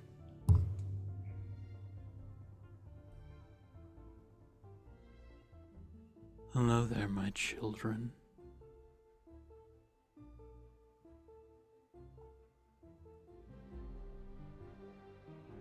Kids inside. Kids inside. Kids inside.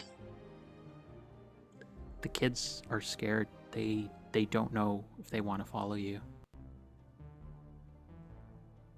Trinity isn't moving towards the door herself specifically. She's just telling them to get back inside. I don't think they left. Angela just said that they were by the door. Yeah. Yeah. But she's saying get further inside. Yes, get back. My dear children, are you sure you wish to do this? Think of who you'd be staying with. Think of what you've just witnessed. 2 of your beloved counselors are just starting to attack one another. Do you deny this? He sort of looks like, again, that mask of seaweed, algae, and just almost like rot. It for a moment the mask fades away and it almost seems to become a face of perfect beauty. But it just fades immediately back to that mask that you know what's really there. That mask is the face. Do you trust the people who've been put in charge to take care of you? To keep you safe? To not devolve into lashing out at one another? At spilling blood at the first instance they get a chance?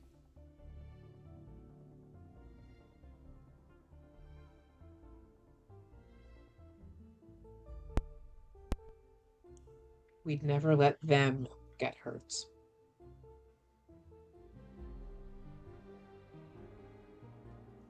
Really? Really.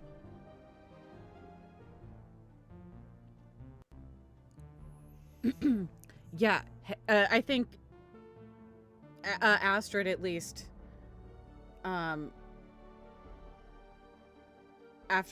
staring at Mercury for a second, snaps out of it at the sound of this voice. Why don't we let the grown-ups deal with grown-up business and leave the children out of this?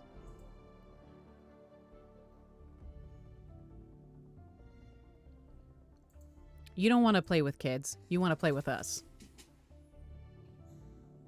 I've only ever wanted to get to know them. I No. reached out to Adrian when no one else wanted to talk to him. When no one else gave him attention, did you give him attention? Only one of you seemed to give him even a bit of your day. Can you deny that?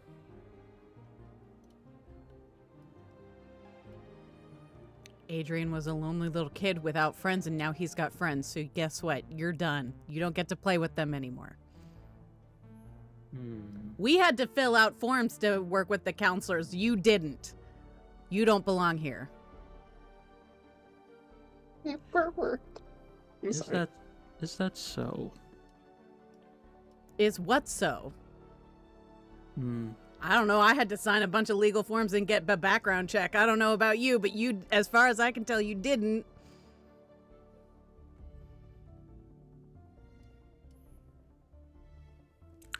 Is that the reality you live in? And you see the world around you is just shifting and it looks much more picturesque. I think what I offer is much nicer. What you offer are lies. Have I lied to you, Adrian? Before Adrian can respond, Mercury goes, "We wouldn't be," and their voice is very shaky still, "we wouldn't be devolving this way if you weren't around."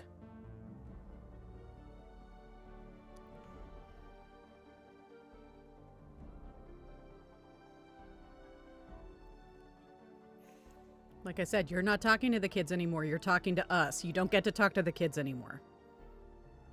Period. End of story. I would like... Astrid, I would like you to roll shut someone down. You got it. But here's the thing. Did you, throughout the course of this entire series, have any conditions or any connections or secrets found out by either the Watcher or the King in Yellow? Sure did. How many? I don't know offhand. I want to say at least one condition.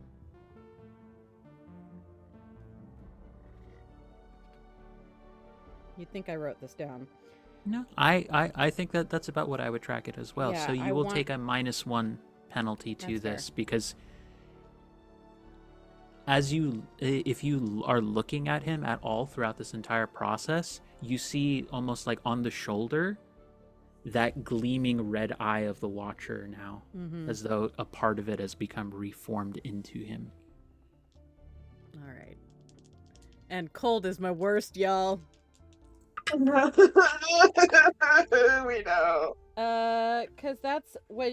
So I get a -1 on that, and then, yep, but I also start with a -1.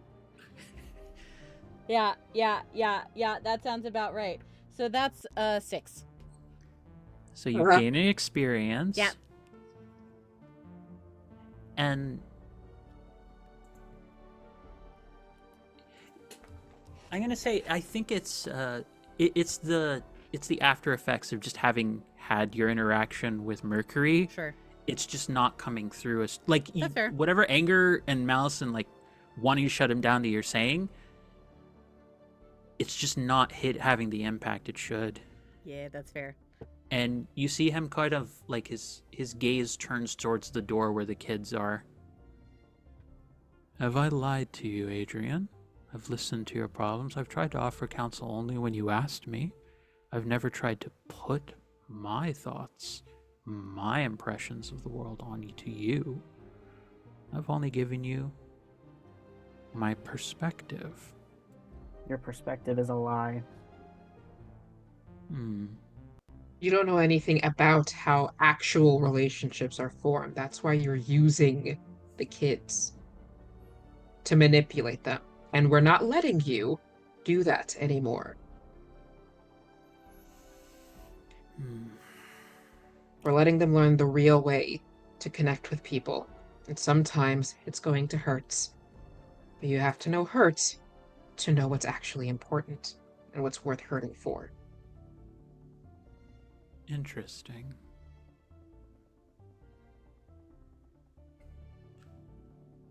I think we should let Adrian decide. The other two, they don't seem convinced by it, but Adrian's still on edge about it. Like,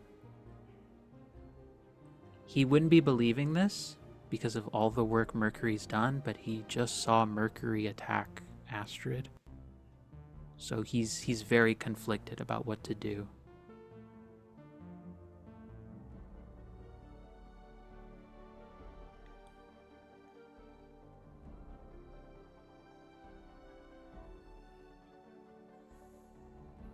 He starts to walk towards the door.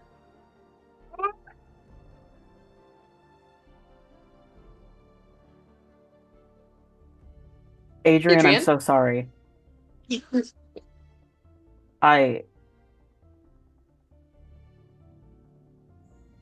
Sometimes because we're not human, we have qualities that take over, and it hurts, and we're gonna hurt people sometimes, and it's not on purpose. I I told you you're gonna, and is like still like actively crying while saying this. We're gonna hurt people. Sometimes sometimes things happen, but this is what I was telling you. Communication is for. I I'm not mad at Astrid. I trust Astrid. This was a mistake, and mistakes happen, and that's okay. That's why if we weren't dealing with and gestures to the king, this would be a different conversation.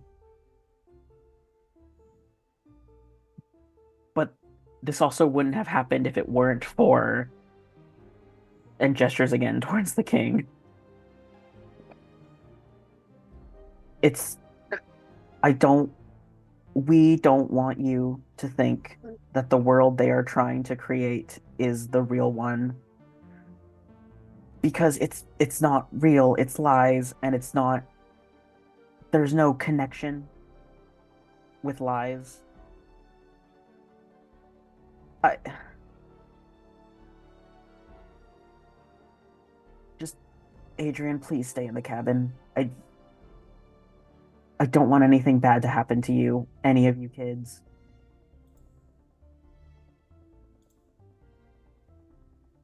And is like tearing their attention away from the king and looking at Adrian.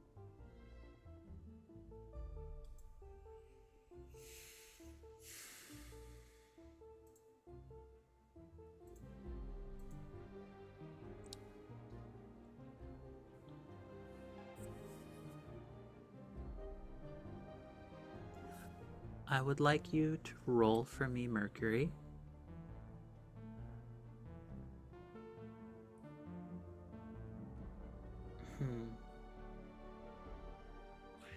Let me ask you something. Mm-hmm.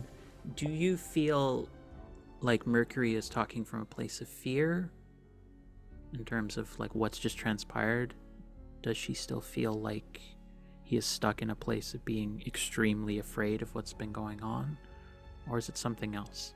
It's something else. I think that pain is what, like, there was fear in the beginning of like seeing what happened with Astrid, but the king is almost like it's this overarching feeling of almost Protectiveness? it's protectiveness, yeah. I would like you to roll with hot. Okay. You will also have the -1 penalty though, because Yeah. of just what's happened with Astrid. Yeah, for sure. So that's still a +1 though. All right. That's a 10. See, whenever you roll with hot, it's always good.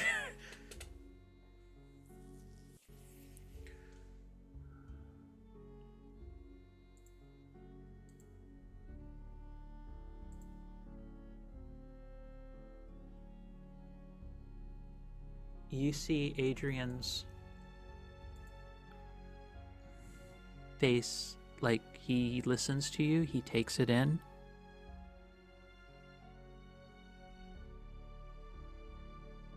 And he like looks back at the king. I really appreciated you being there for me. But I have other friends now.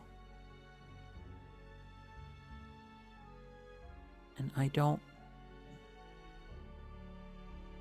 think I'm gonna do great, or that what they feel towards me is gonna be the same that I feel towards them, because I don't really know what it is. But whichever way it goes, I still want to respect. I want to respect getting to be friends with them, and because there's nothing wrong with just being friends with, even with people you love or care a lot about. It's not less than just to have that. And I don't want you here anymore.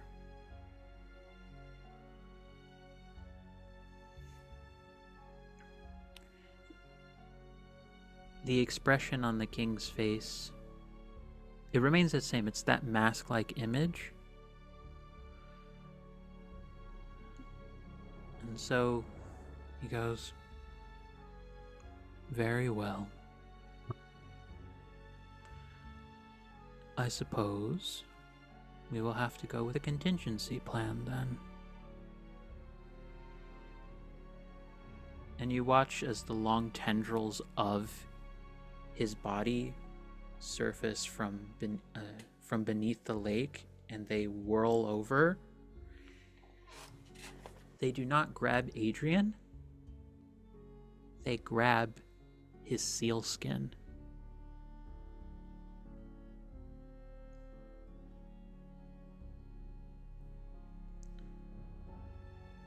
And you watch as the tentacles, they are repelled to an extent, but they are not enough to keep him from grabbing sealskin. Now then, I'm certain you would like this back.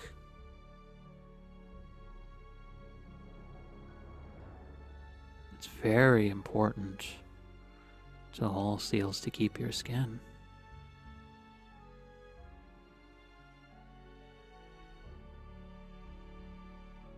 If you would like this back, I'll need you to come with me, Adrian.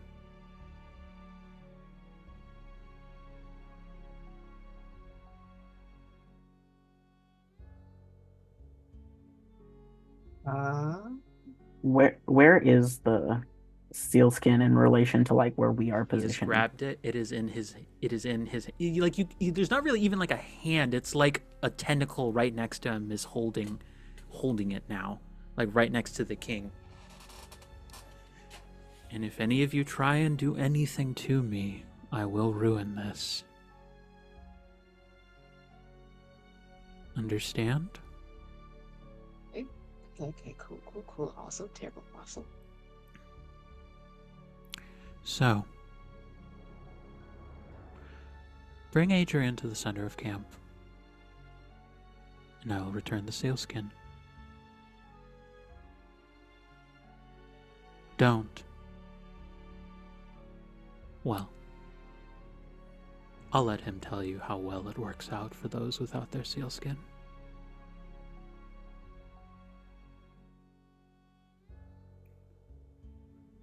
Welcome to Carcosa, all of you.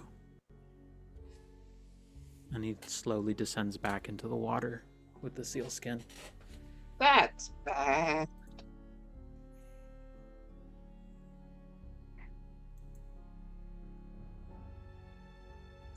Okay. Things are awful. Things are terrible. Things suck. Okay.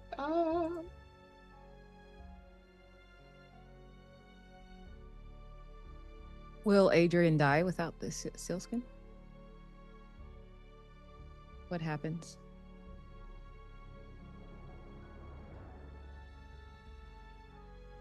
If it's destroyed, I believe he does. Yes.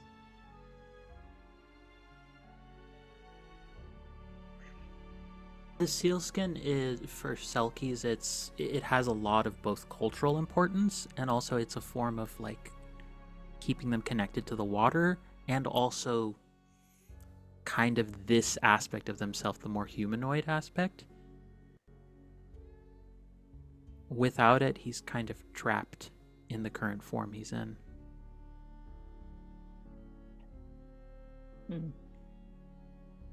If you're so he talking can't LD, you're be muted. himself. Sort of like it's almost like they've like lost half of, they're missing a part of themselves, you know.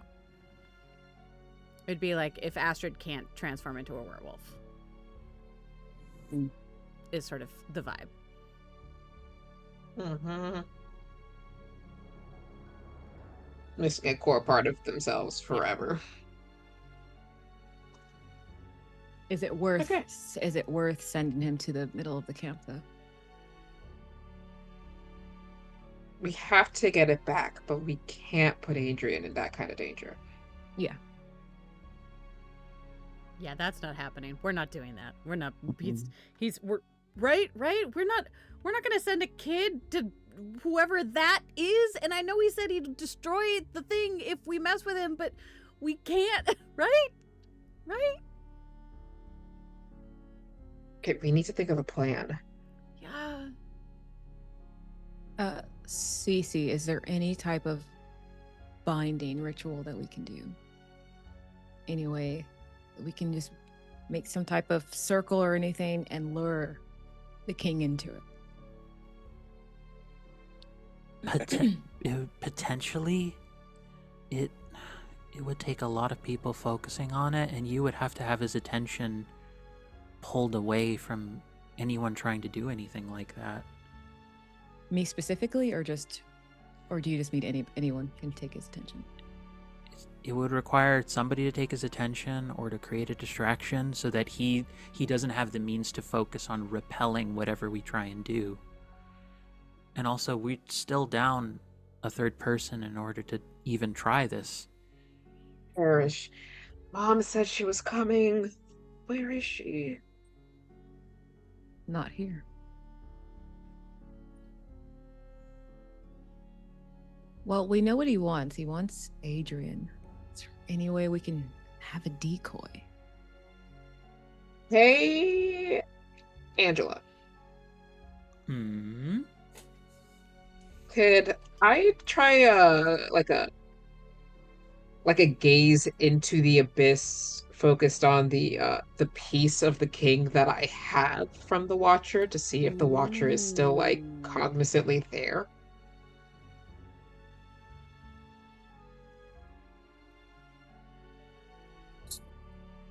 Like your words, funny man. You keep talking. Gaze into the abyss.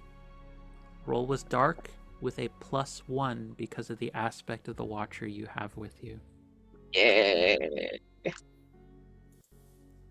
Can I also apply my dig deeper, gaze into the abyss, snooping around, add another one, and on a 10 and up, the owner of that character will tell you a secret, or you can choose to give them a condition. And you can choose to give them a condition.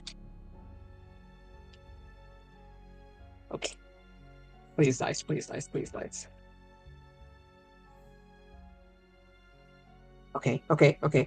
That is a 7 plus. That's damn, it's not a 10, but it's a 9. A 9.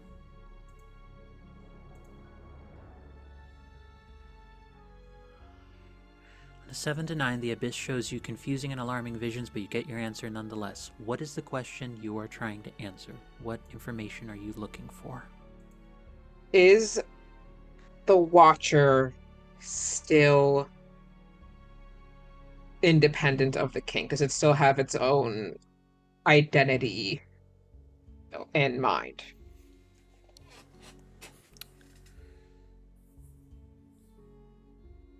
So what happens is you peer in. You have always existed in a way as being able to walk between the worlds of what is gone and what is still here. And as you try and reach out to look at that veil, you're finding that all of reality within the vision that you're having seems to fracture. Everything that you're looking at, it's as though reality has become a mirror that's just fully cracked everywhere. And you see the ground around the camps becoming like desiccated earth, where the very life force of everything there has been drained dry. You are walking through the camp at what feels like the king's projection at its most horrifyingly perfect. All the campers you see in the vision, they look happy. They look like they're going through all their normal activities. There's a crafts table. Henry's making pancakes. And then that reality sort of just, it feels like there's a tremor in the earth and the ground, and you see it shift, and you see that there's just a bunch of campers just kind of standing there in lines wearing yellow. No physical harm happening to them, they just seem kind of in a daze. A bunch of people lost. And you see what looks like Henry is just leading folks in like a campground song, but the vision cuts to that disreality, and you see it as the King in Yellow standing there as masquerading as Henry. And you see him in this fake reality sort of say, "Sorry everybody, I need to take a moment just to take a ibuprofen or something, feeling a bit sore." And as he walks away from the group for a moment, you see like on the shoulder, the eye peering out, like aspects of it are trying to break apart from the king. But the king's force of will is just sort of almost like if someone were trying to weld it back into place. Got that. Okay. Cool. Awful. Terrible. Awesome.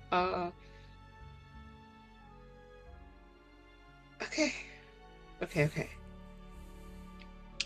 So, Trinity will inform the group that okay, in terms of options for distractions or what have you, the Watcher is still there. The king looks like reclaimed it or something as part of his body, but it's still fighting back. If we can somehow get through and help it, maybe that could be our distraction in terms of the ritual, or at least to get the pelt back. Okay. And these things feed on both of them individually. Part of this, a good chunk of the source of their power, what tethers them, is people knowing about them. No one. I'm not taking questions, concerns, nor comments about it. I'm just telling you guys. I did promise the Watcher that in exchange for a piece of the king, I'd make sure it's remembered. So, if there's anyone in the camp that we can get to that isn't totally lost to the king's influence, maybe maybe telling them about the Watcher and its story can help give it more influence to help that resistance that it's putting up against the king and give us our window to at least get the pelt back, if nothing else.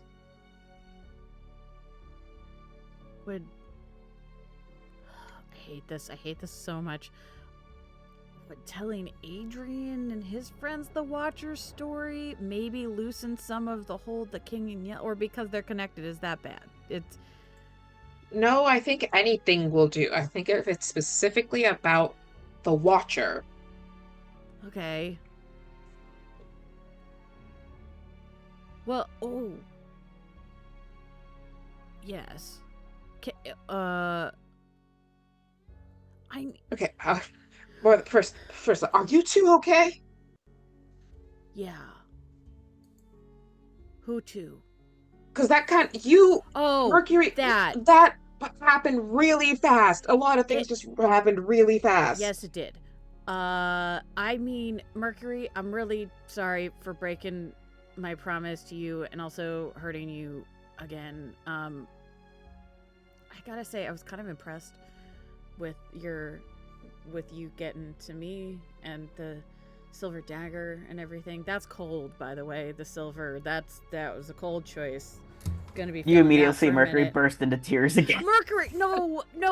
I mean, now we're not even yet, but like that we're a little closer. And what you said about still trusting me, like that meant a lot.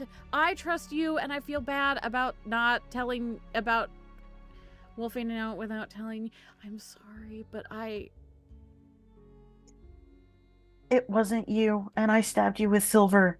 That's really fucked up. It was kind of fucked up, but it was also kind of like badass and fucked up.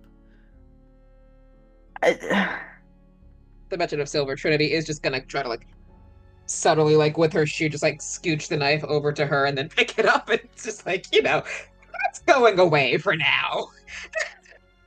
But I still trust you. Now I'm like, I knew to be scared, but also now I'm more, it's not that I didn't respect you before, but now I know really that messing with you is not really something that I want to do in any way, shape, or form. I don't like to do it feels bad. Yeah. It's awful. It's gross. I don't like doing that. I guess I can't promise that I'm not going to do the thing again, because honestly, this king in yellow thing is pissing me off and getting me scared, and Honestly, at this point, I don't give a shit. Okay, great. Cool. Okay. So awesome. I think we're cool. Okay, yeah. cool, great. Everyone's kissing made up. Awesome. Wait. I have an idea. Lucy, you have all of these like contacts, right? Like you just know people and you make friends with people and stuff, right? Yeah, sure. Yeah. Right? Maybe you're somebody who could get the message out about the washer? Maybe Like a mass, maybe if it was maybe if the signal's good enough, if we can get a good enough signal, maybe like a story time stream, like online or something. I mean, I still have bars, I still have connection. Okay, so then maybe anyone that you follow could, might tune in, and that's a bunch of more people. And maybe I don't know, like I know you haven't been like the biggest fan of your witchy skills. I don't know, maybe there's you and Cece can like help boost it magically too in some way. I feel like we need all the juice we can get to deal with this, to be honest. No, I agree. Really? What? I mean that you're willing. I know that you don't love doing the magic thing, but I want to help the camp, and then I'll figure out whether I want to continue to do all of this later. For right now, I want to help. So yeah, whatever we need. Okay. Right. If this works, that's a larger audience than I was expecting. But at this point, I'm not worried. Huh? Trinity, Lucy, both of you hear a voice call out. Turn. Look. Where? Walking up from a bit from behind the cabin into view, you see your mother. Oh, thank God. Oh, God. Wait, hold on.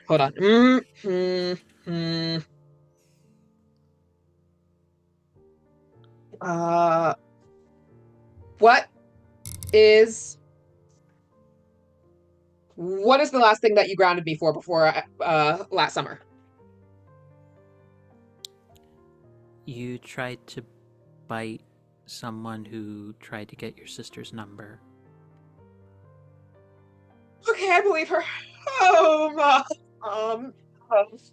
You also wet the bed until you were about No. We can stop. We can stop there. Eyes frantically glance over at Daryl. No, we can stop there. Astrid starts laughing, choking, like, and cough, trying to disguise it with the cough, like.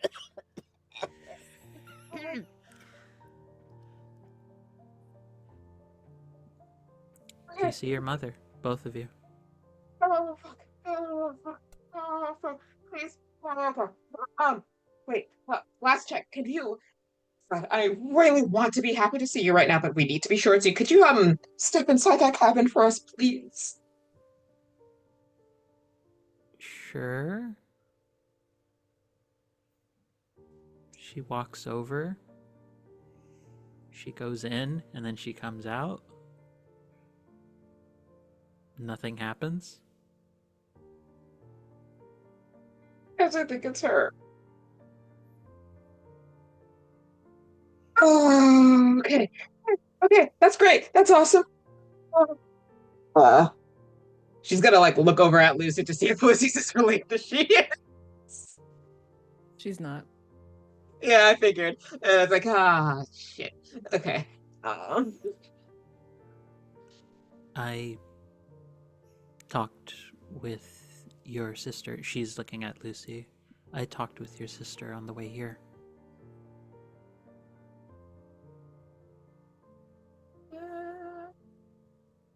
Before we went into the lake, I kind of Mom reached out to me with the telepathy thing because apparently phones are just too slow. I guess, but kind of work anyway. But I asked her.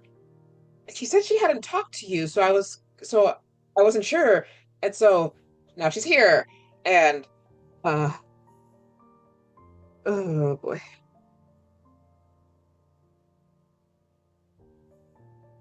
So, Cece, now that another witch is here, it's a greater possibility, right? For this binding. We could definitely make it work. It's Okay. She like leans over to the side to you, Lucy, like whispers, like, you do Yeah. realize how strong a witch your mom is, right?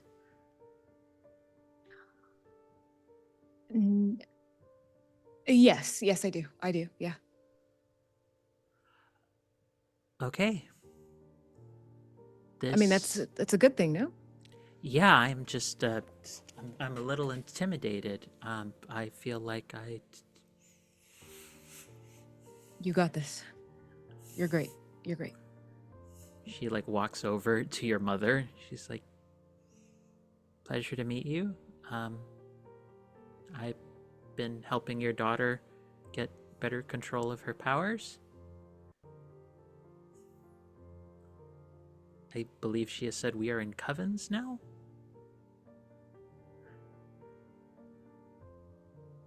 I didn't bring it up.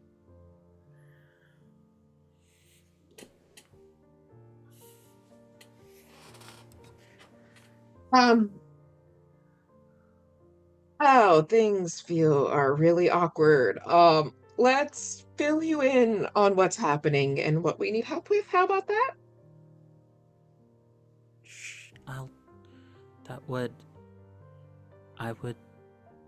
It would help a lot to understand what's going on here, especially with she like gestures with her head, but she doesn't look at it, to the city behind her.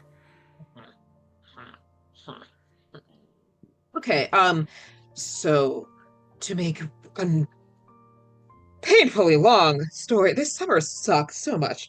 To make a painfully long story short, so there's this guy that calls himself the King in Yellow. I think that he's bringing his kingdom here because he lives in people's heads and memories and thoughts or whatever.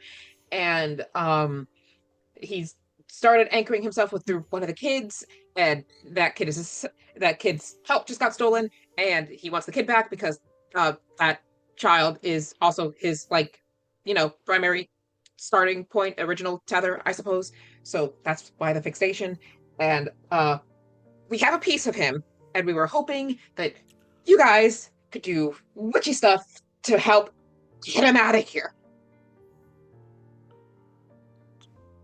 Okay, that is quite a lot. I didn't expect with you two heading to camp to find work that this was going to be the result of that, but it's... We didn't either. Well, I'll add this to the list of mistakes I've made.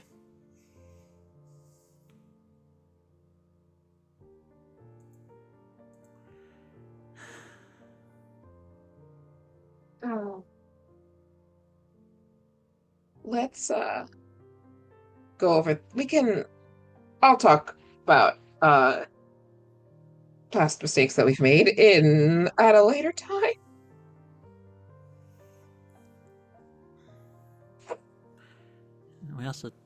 We could deal with it now, if that just gets us through this so that we're in a better place to handle it.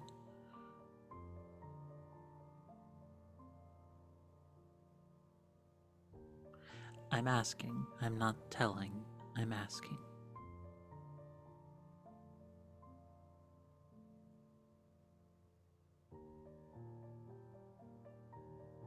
I assume at this point they're both just kind of looking over at Lucy.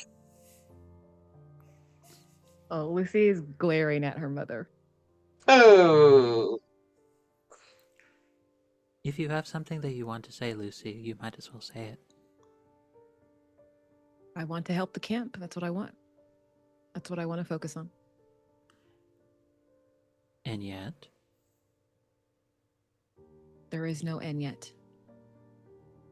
I want to see what we can do to help the camp.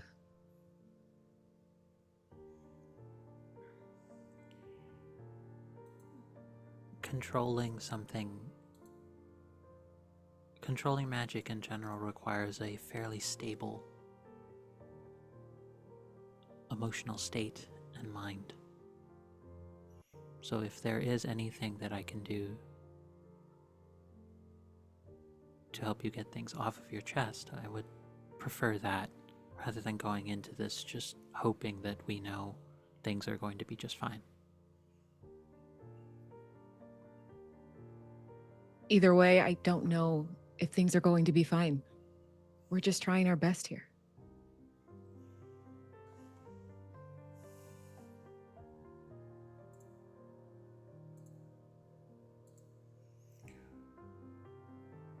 All right. So,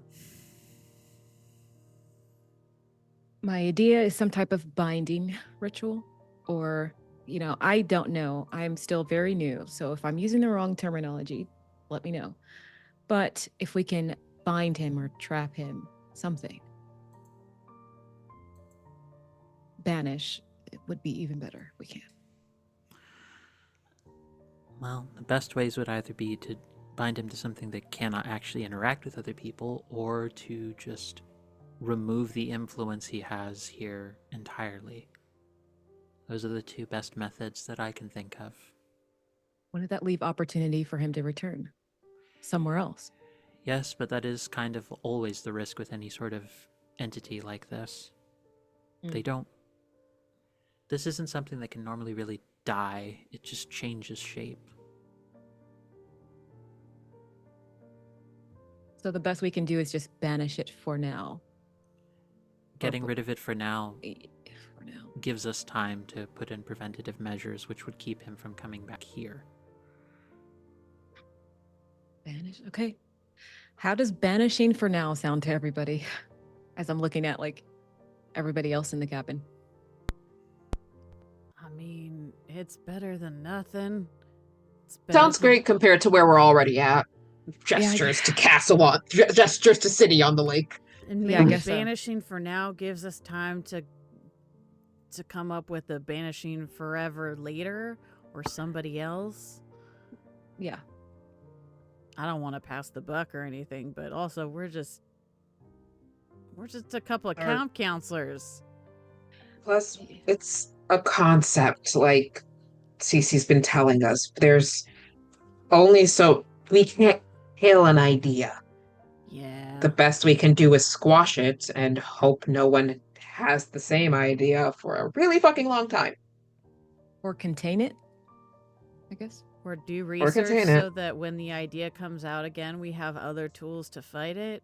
That's a late. Yeah. But again, Right. dealing For the a right now. solution for now, banish for right now, so we can Yes, yeah. buy ourselves time for the future, or whoever needs that time. Sounds. I think it's the best plan we got. It does. Okay. Okay. I don't know how. That's just the idea. So I'm looking at Cece, looking at my mother. What are the first steps? Well, the first steps would be, and right as your mother is about to say something, you all hear creaking. Cool. Great. And you start hearing the sound of splintering wood. Not again. Oh, no. Why does this keep happening? That's Astrid. That's As you're feeling the walls of the cabin being shaken. gonna break it. But if you look outside, there is just a mass of tentacles just constantly pounding against the cabin. And as much as the wards are repelling it, the physical structure of the cabin cannot last through all of this. Yeah. Okay. Yeah, I feel like our safe haven is about to not be so safe, y'all. So we need to move fast then. If we can. I have.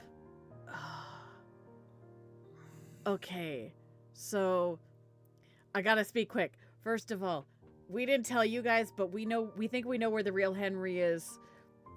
Second of all, there might.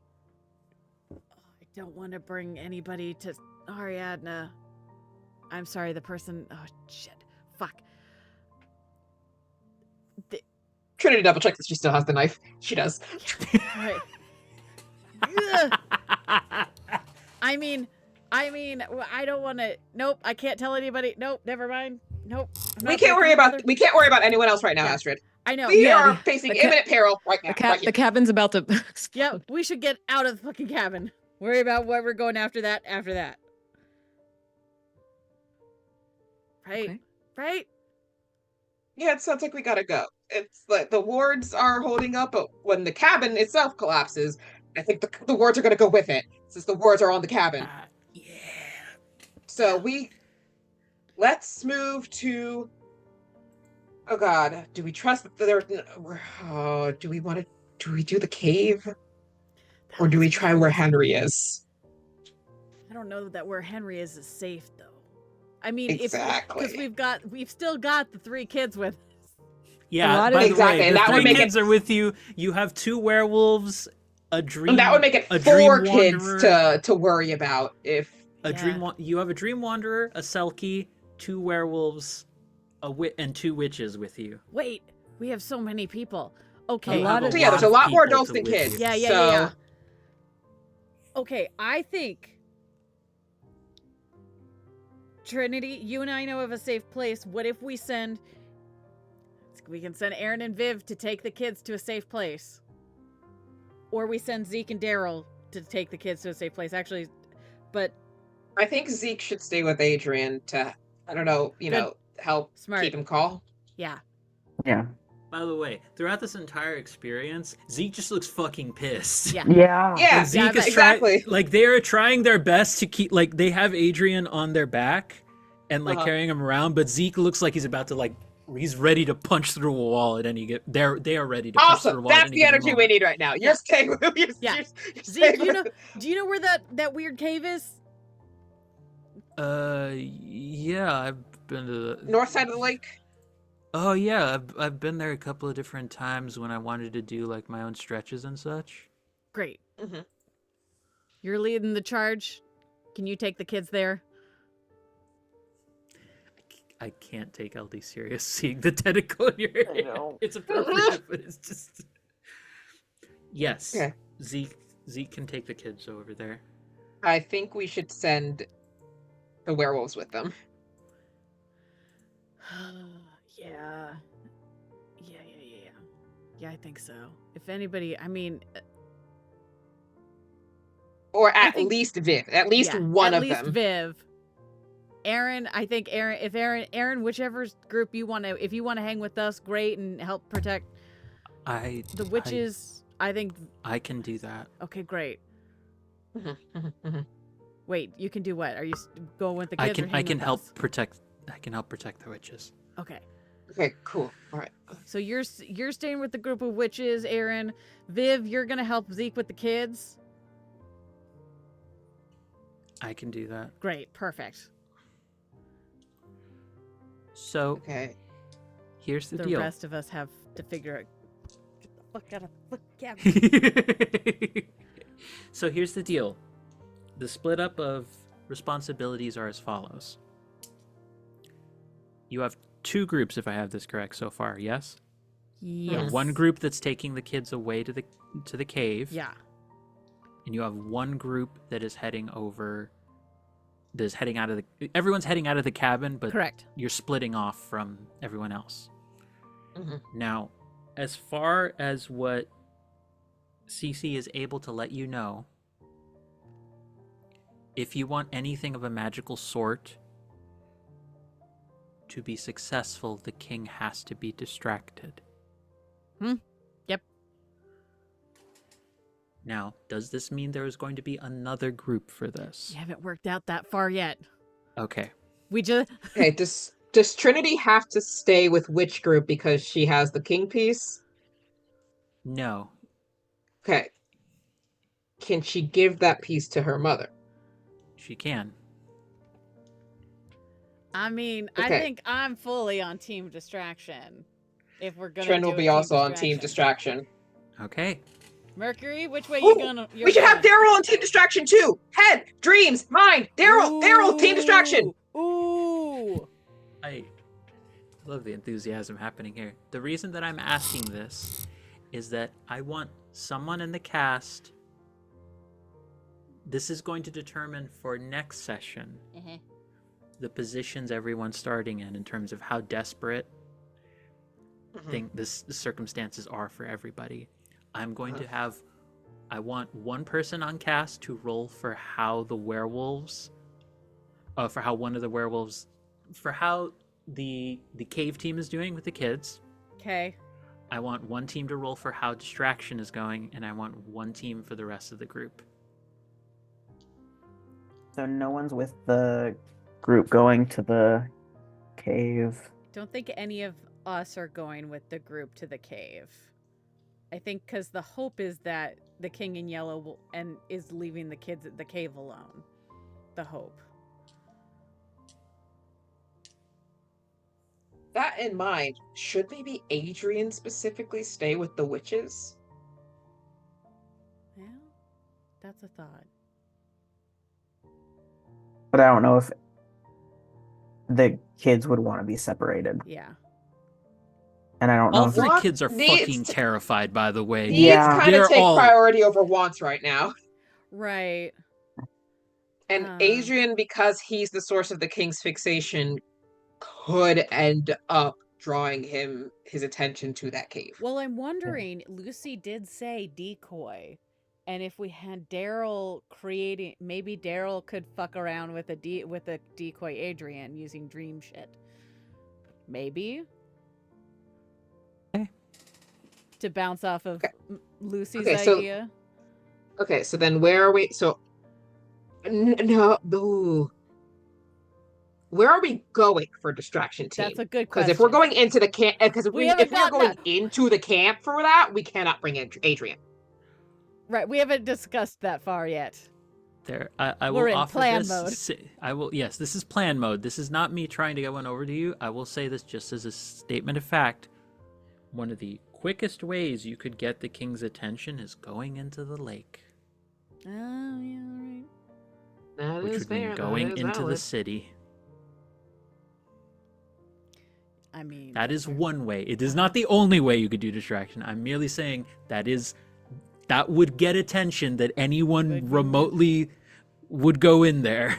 So Adrian's not going with distraction team at that point then. So, okay, yeah. we know Adrian's So we not got going that. to be his distraction team. Okay, that's fine.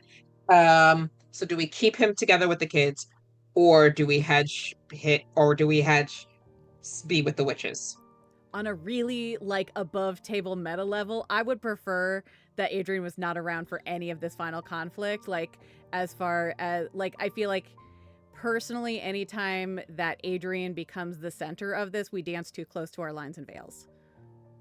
Personally. That's That works fair. to me. Yeah. Yeah. Okay. So then send him to the cave.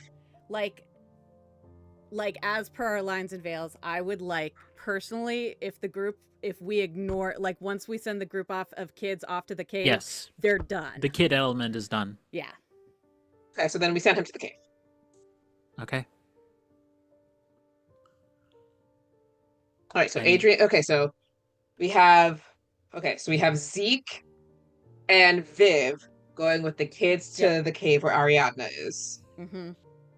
Aaron, the witches, and I suppose Mercury are all going to where Henry is Ooh. Yeah. to see if And hopefully if it is safe and they can snap Henry out of it, that's another layer of defense for them during the ritual. Okay. And Astrid, Trin, and Daryl are on team distraction. Are on in team some way. distraction. Okay. So I need 3 rolls then. 3 Okay. rolls of 2d6. I will roll distraction. Okay. Actually, I would say Lucy would be appropriate to roll for the witches in that case. Yep. no, actually, I'm not going to use it yet. Any additions or just 2d6?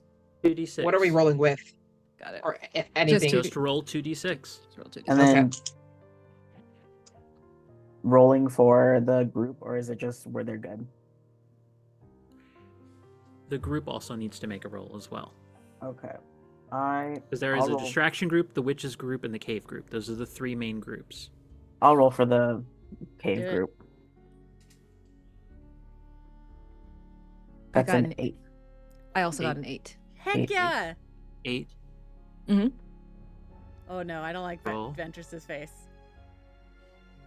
Oh, no, that was a happy face. I rolled an 11. Oh! Okay. Damn. So you were Well, going with the dang. distraction group. Yes, I was rolling Oh, for right. distraction group. Okay. So I will set up what you are going to be going into for the next one. So this is my interpretation of using sort of what is it? It's the Blades in the Dark, desperate, controlled, like extreme positions. This is my variation of it to apply it to a Monsterhearts setting. So distraction team. As it stands, Daryl is able to pull with it takes a lot of effort to be able to do this, but is able to pull out an aspect of Adrian, like a simulacrum of Adrian, to be with you. And it is a horrifying sight when you all start trying to make your way towards the camp or even near the lake. It's most cinematic way I can put it and describe it is imagine everything has gone dark and the lighting, and imagine a film moment where all the lighting for the space has gone dark and then lightning like flashes across the sky and then you see how many people are there. It's dozens. It's a few dozen of counselors all just standing in lines at the edge of the lake, who all of their heads just kind of turn to look at all of you and chase.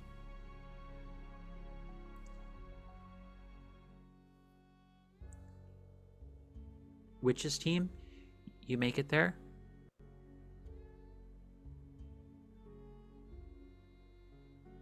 Henry is there. So you have the possibility of having Henry saved. There is also another duplicate of Henry there waiting as a guard. Because you got a mixed. The cave. You make it there. The werewolf, Viv, immediately wolfs out and the situation, to leave it there so that I can finish up our last bits, is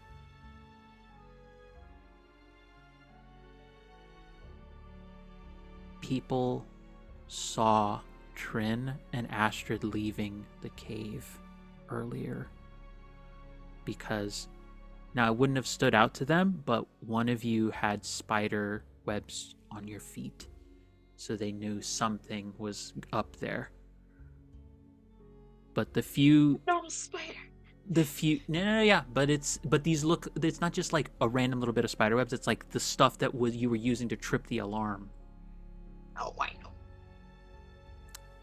But Viv wolfs out, and the 2 or 3 thralls that are there, she is fighting them off by herself and giving the kids room to get into the cave safely, and she has dragged them away. But you've lost Viv. That is where we are going to pick up next session for our final session. So I'm going to go around and say, 1, thank you to everybody who's been here, and a little out of order, out of respect for her time, I'm going to let Maia start with doing send-offs of who you are, who you've been playing, and the thing that we can find you in. Oh yeah, my name is Maia. I've been Lucy, and you can find me at Maia's Game Room on BlueSky. Fantastic. Ventris, very quick for this one so we can hard Yep. out. Okay. a couple minutes. My name is Ventris. I've been playing Trinity, and you can also follow me on BlueSky at L'Aventure Double. Fantastic. Monroe. Hey y'all, I'm Monroe. I've been playing Mercury, and you can find me at Monroe on BlueSky. Astrid. LD. Now you're muted. Sorry, I keep having a hard mute so you don't hear everything. All right. Hi, everybody. I'm Lady Dame or LD. You can find me everywhere that's important at the Lady Dame. Yeah, that's pretty much what I got until I start talking about channel stuff. And I will say very quickly, I'm Angela Mogravejo Bosch, use she, they, and you can find me on here on Sword and Key for the last part of our Star Wars short shot series happening on Wednesday as part of Hope Miss, and also on Fridays running Fabula Ultima over on Valdrian's channel. LD, take it away for the last bit of notifications. Okay, everybody. First of all, a big shout out to all of our. I normally forget to do this or save it to the end, but a big shout out to all of our affiliates and sponsorships, guys. We have so many fabulous people who help support this channel, and you should check them out.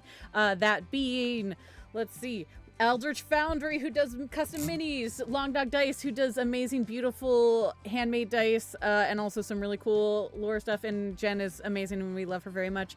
Please check her out. And then Hit Point Press, which are the makers of Humblewood. We have and also a bunch of stuff that you would want and need for your TTRPGs, and Griffin Saddlebag, and among other things. And I think those are them, I believe. So you should check them out, and also check out all of our discount codes for them and support these really cool companies. Yep, those are them. So there's that. Hey, we've been raising money for this game for Trans Lifeline. Is that right? Do I have that? Correct. Yes. Yeah, okay. Sorry, we have so many charities going on this month. It's like ridiculous. But, we have so many awesome, all of our games right now are raising money for great causes, so you should check all of those out. And if you can, I know it's hard this time of year, but please, any little bit doubt, even just sharing links and sharing our streams really helps out. So as far as our schedule, we've got a very busy, I think it's this week specifically that's incredibly busy. So buckle in, folks. So obviously Mondays, and we have one more episode of Summers in Carcosa at 11 a.m. Pacific. This has been fun. Tomorrow, on Tuesday at 7 p.m. Pacific, we have the return of Gate Night, which is where Derek, Shadow, and I get together and we play Baldur's Gate 3 here on this channel. That'll be back. As Angela was mentioning, we have the third part of the Star Wars Fantasy Flight games that's being run by Dax for our Project Hope Miss charity drive this month. That's at 4 p.m. Pacific. On Wednesday, December 17th, and I believe that's 4 episodes, so it's the third of 4 parts, if I remember correctly. I could be wrong. We have Zenith on Thursday, December 18th at 5:15 p.m. That's our Zenith 3K, actually. This is episode 5. That is our Cypher System game that is being run by our GM, Alex. They are also raising money for Doctors Without Borders. Then continuing Project Hope Miss on Friday, December 19th. We have the third part of the Shadow Light and Persona game, the Paris 1-2 Step of 24. That's at 3 p.m. Pacific. We will not have Tea Time Adventures on Friday, December 19th. That is getting rescheduled partly due to my own schedule. But I will let you know when that comes back. On Saturday, December 20th at 9 a.m. Pacific, we have the first part of the Root TTRPG being Bounty at the Festival of Frost, being GM'd by Baker, which is also part of Hope Miss. Also on Saturday at 3 p.m. Pacific, we have Horizon's Call, which is our ongoing long-term D&D campaign. And I know that they're currently raising money for something now. They used to not, and now they do, but I don't remember the charity, but they're awesome. That game is really cool. nautical D&D. It's fantastic. And they're in the Shadowfell right now, which makes it emotional and terrifying and stuff.